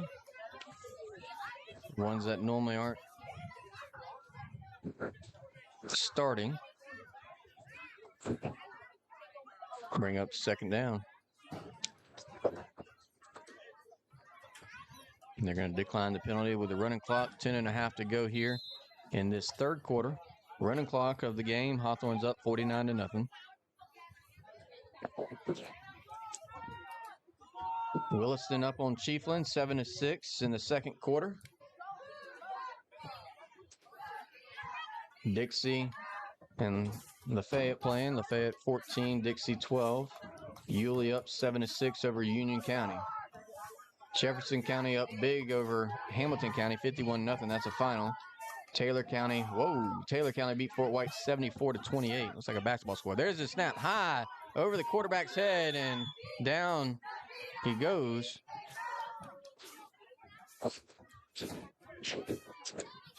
Jakari Lockhart, freshman, gets back there to bring him down. 9:30 to go here in the ball game.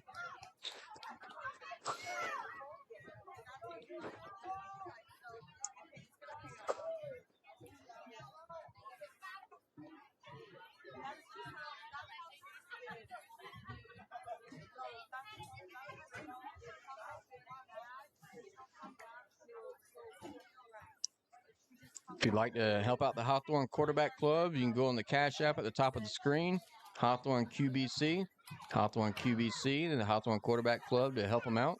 We would certainly appreciate any support you can give. Also have sponsorships and stuff available. Reach out to Hawthorne Quarterback Club for more information. 3rd and long, about 20. There's a snap, back to pass, dropping back, looking deep, trying to find his guy, and overthrown out of bounds. Trying to come to number 4. Hilaire.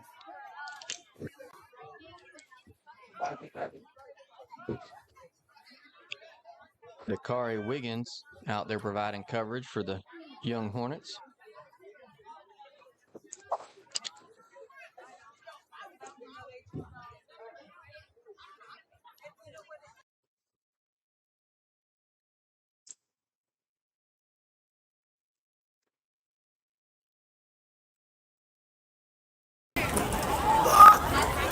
Looks like Wiggins is going to step back and turn the punt here as it's 4th and 20.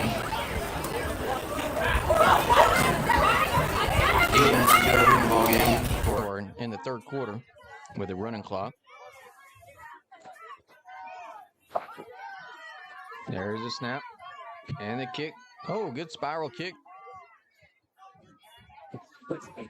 Looks like Wiggins was instructed to let it go down so that the offense has a chance to work from their own 25-yard line. 1st and 10 from the 25 with 7:30 to go. Of course, the clock keeps running even on change of possessions.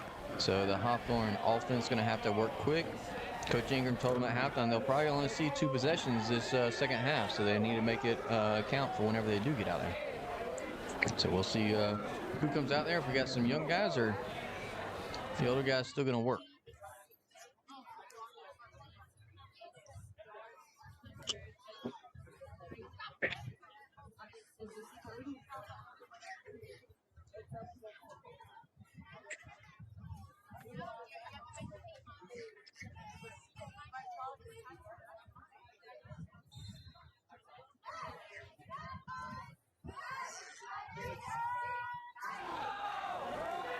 Looks like that quarterback, number 17, Richard Roundtree.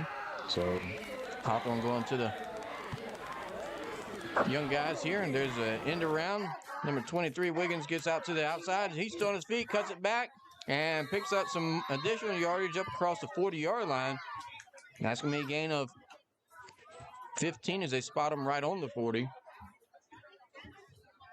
Dakari Wiggins, great run on the end around.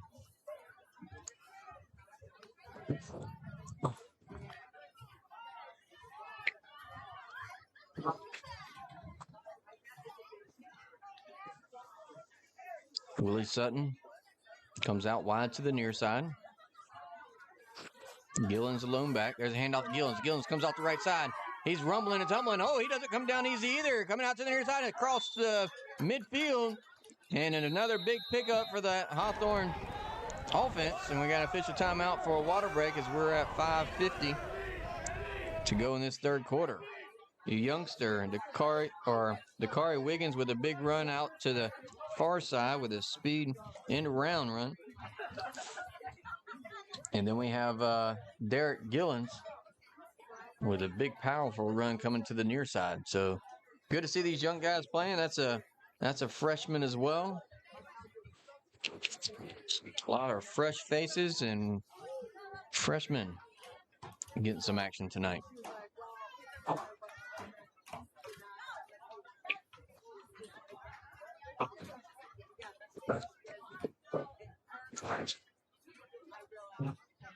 Once again, next week we're taking on Newberry. We'll be playing them at Annie Mae Phillips Stadium. Come out early, get parking early, but also get a good seat. Can't imagine there's a better game in the state for any classification.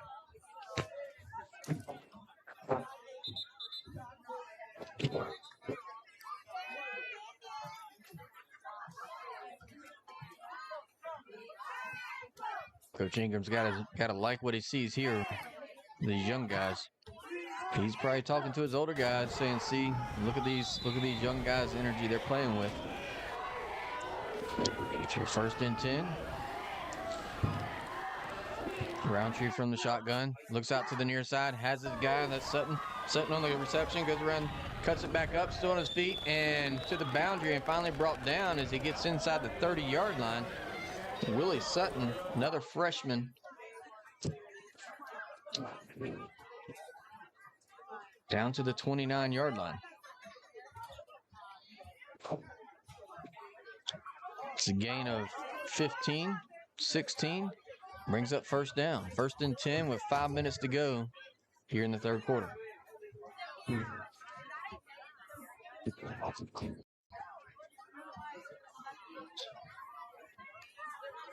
There's a snap. Handoff to Gillens. Gillens going off the left side.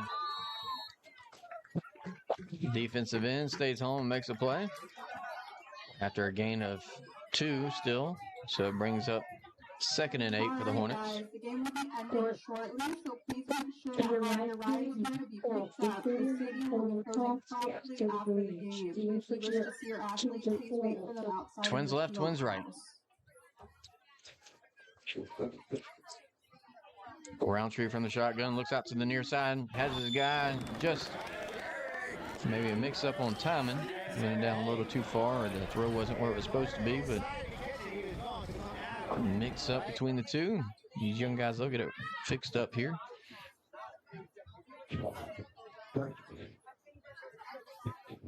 Trying to find, that was Sutton again he was looking for. 4 minutes to go in the third quarter.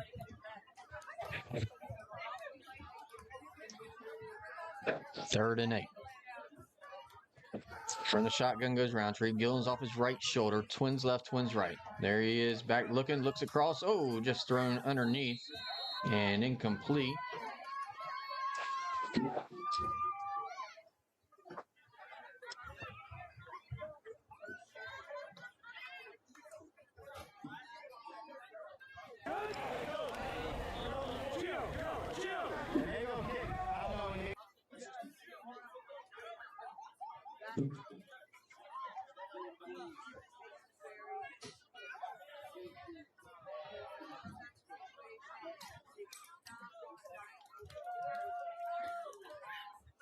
That was 27 on the opportunity.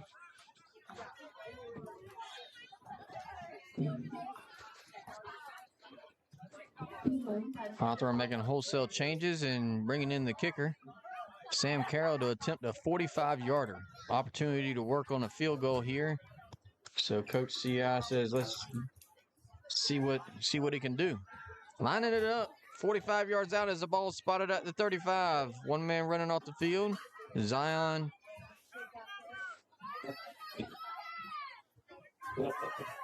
Holding. There's a snap. Low snap. Zion picks it up and hit and brought down.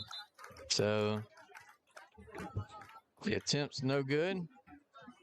As the ball just rolled back to him. He couldn't do anything with that one. He's been pretty good at adjusting.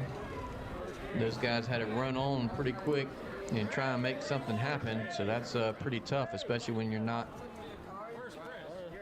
anticipating it. So first and 10 for the Sharks from their own 35-yard line. Under 2 minutes to go in the third quarter. Running clock.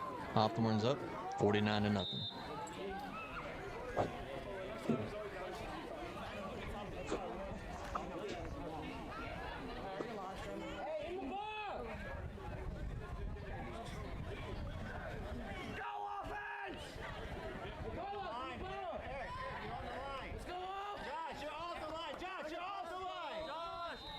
Flag comes in and Sharks were getting set, and their receiver on the far side tried to get a head start. Give me brought back 5 yards.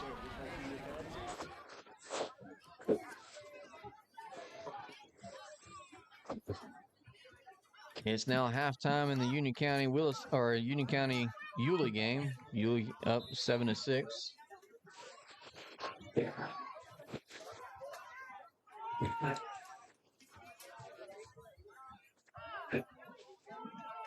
There's a snap. Looking to throw over here to the near side. Has number 21 hit right there at the line and brought down.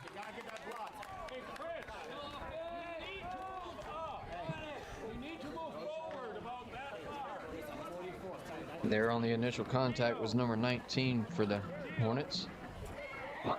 And then followed up by a swarm that got over there to finish things off. 30 seconds to go here in this third quarter.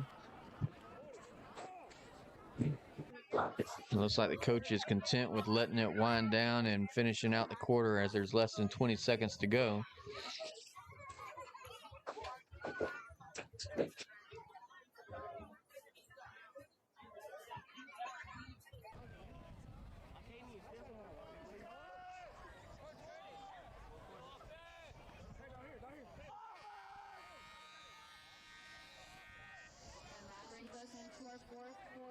Columbia's up on Swanee, 13-0. Chiefland up on Williston, 12-7. Bell 27, Trenton 8 at the half. Tampa Catholic 26, Trinity Catholic 7. Denellen 21, Florida High 7. Lecanto 46, Westport 13. GHS, good to see GHS up 24-7 over Braden River. Newberry and University Christian are tied at 20. St. Augustine's up over Palatka 42-6.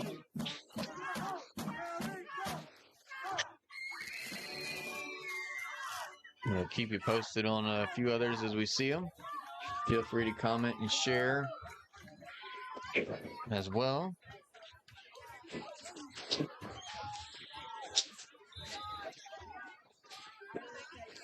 All right, here we go. Changing up direction. 2nd and 11 for the Sharks. Sharks come to the line, look across the field, throw it incomplete. Trying to hit a receiver, but the receiver was going in a different direction. Make sure to have your rides here to be picked up. The stadium falls harmlessly to the turf. Brings up 3rd and 11.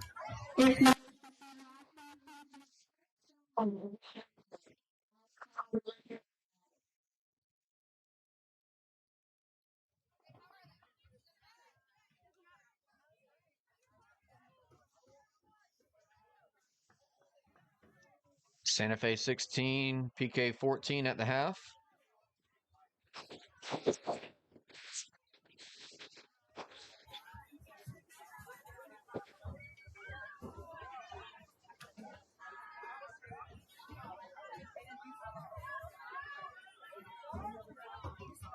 Twins come to the near side, one man to the far side, 3rd and 11 from the 34-yard line. There's a snap.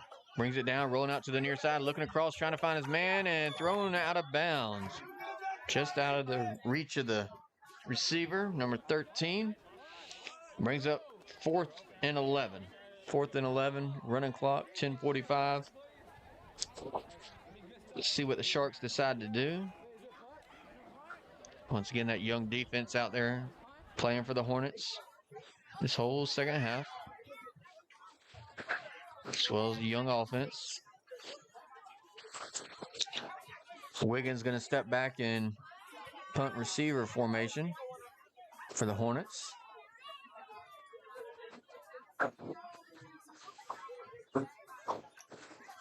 Last time he just let it wind down.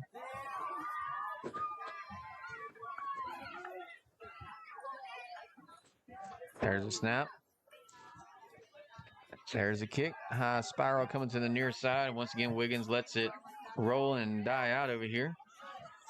So Hawthorne's offense going to start off 1st and 10 from the 27. with less than, by the time they get up there to the ball, less than 9 minutes to go with a running clock. Winds in our favor, blowing towards our end zone. And we'll see who comes out for the Hornets. Probably the young guys once again. Not take a chance of getting these older guys hurt for any reason.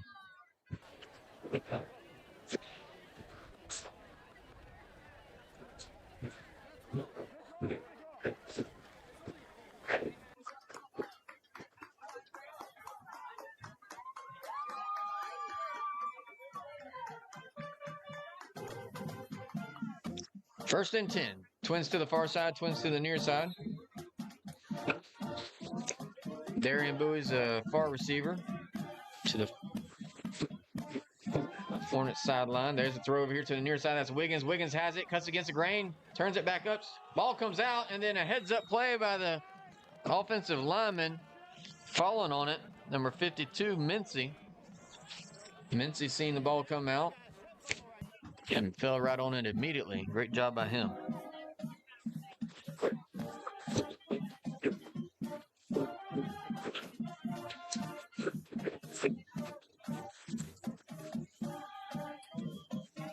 Hornets come to the line. Twins left, twins right. Roundtree at quarterback. Gillens off his left shoulder. Here's a snap. Hand off to Gillens. Gillens tries to turn up to the middle, hit in the backfield, and then tries to gain a few. Jason Davis with the tackle. And bring it back to the line of scrimmage, so no gain on the play. Bring up third down, 3rd and 6.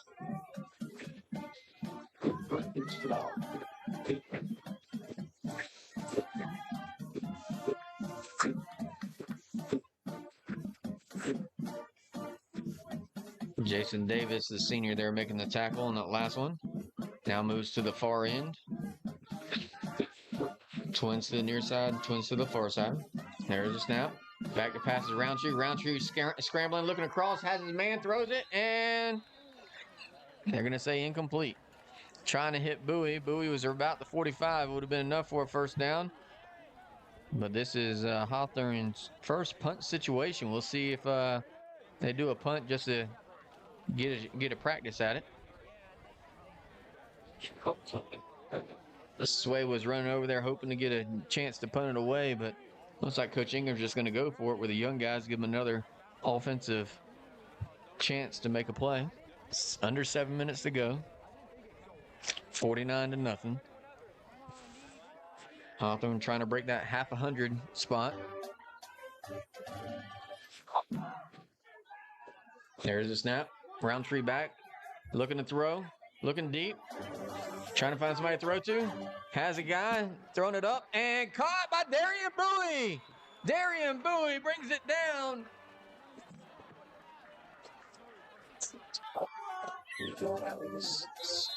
That's a 44-yard completion down to the 24-yard line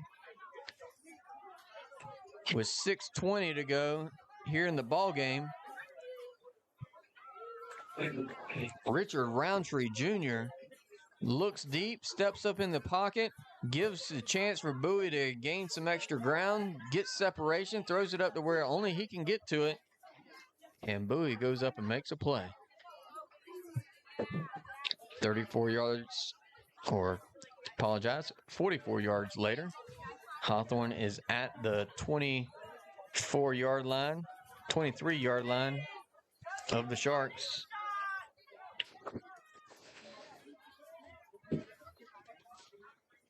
Coach Ingram's got to like what he sees with these young guys for sure.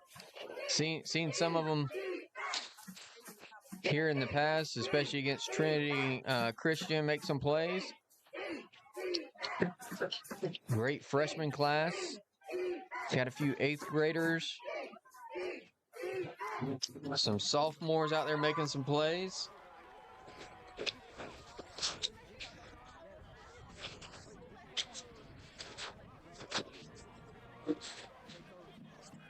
The neat thing about Hawthorne is when you come to Hawthorne and you're in the 6th, 7th, or 8th grade, so these kids that graduate from Shell and come in at 6th grade, they can immediately start playing out here at the middle high school level. And so being around all these older guys, they learn for 7 years the system. And so there's got to be great advantage in that, as most of our small schools have. Oh, the ball falls down on the ground and it's a fumble, as there was a mix-up between Roundtree and L.J. Jackson, and the ball hits the turf and the Sharks come up with it. So it's going to be 1st and 10 with the Sharks taking over with 5:50 to go here in the ball game. Probably the last offensive opportunity we've seen, unless something drastically changes here. It'll be 1st and 10 for the Sharks at their own 27-yard line. You're going to have some of that with some of these guys playing positions they don't normally play, and changing up some of the timing, and even just this varsity atmosphere as well, too.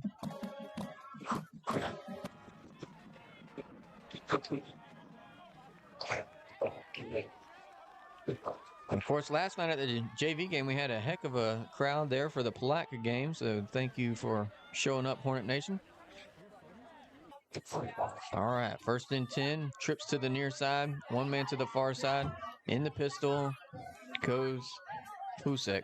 There's a handoff to the near side, goes Everett. Everett hit in the backfield and then hit by several more. Slowed up immediately there. Looked like getting there first was number 27 for the Hornets, coming off the corner. And then you had a host of Hornets just swarm there. That hasn't changed this year with this Hornet defense. Whether it's the younger guys or the older guys, as soon as that first hit's made, the rest of the guys are coming. So if you don't shake them quick, you better tuck tail. All right, there's about 4 minutes left of the game, so for the last time, Well, thank you all for joining us tonight. The stadium will be closing permanently. We've had several hundred individual users and over 1,500 views, probably even more than that, but we have a pass over the middle. 2 Sharks were there and couldn't come down with it. Looked like Hilaire got a paw on it, but it fell to the turf.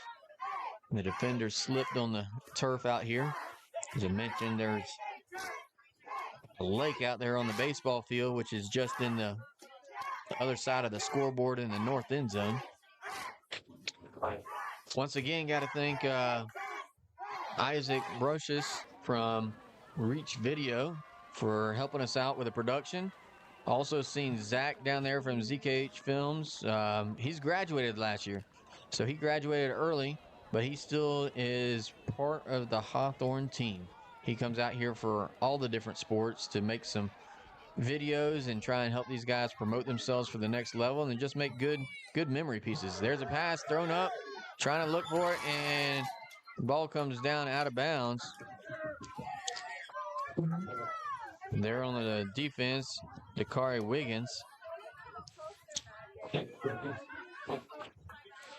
They said he was out of bounds, but the ball also came out, so there was probably didn't matter either way. Also, Sean Derrick, we appreciate him putting all this stuff together. Made that halftime interview possible, and more stuff coming here. So we got that 360 video on the tree out there, and then we have the sideline camera with partnership there with Reach Video. We want to thank Legacy Sales and Engineering, Lot Patrol's Lawn Care. Appreciate what they've done to make all this possible. Go on our YouTube channel and our Facebook page. Make sure you share it. Let people know this is where you can catch some Hawthorne football action. Looks like, I apologize, my numbers were off from halftime. We have 3,400 views of the video today. So hats off to you, Hornet Nation, or whoever's watching. We appreciate you. You can be part of the Hornet Nation. You can also be part of the Hawthorne Quarterback Club. Visit our Cash App, Hawthorne QBC, Hawthorne QBC. Help out with things like we had to take a charter bus to come down here 2 hours. You know, a lot of those teams locally won't play us for one reason or another.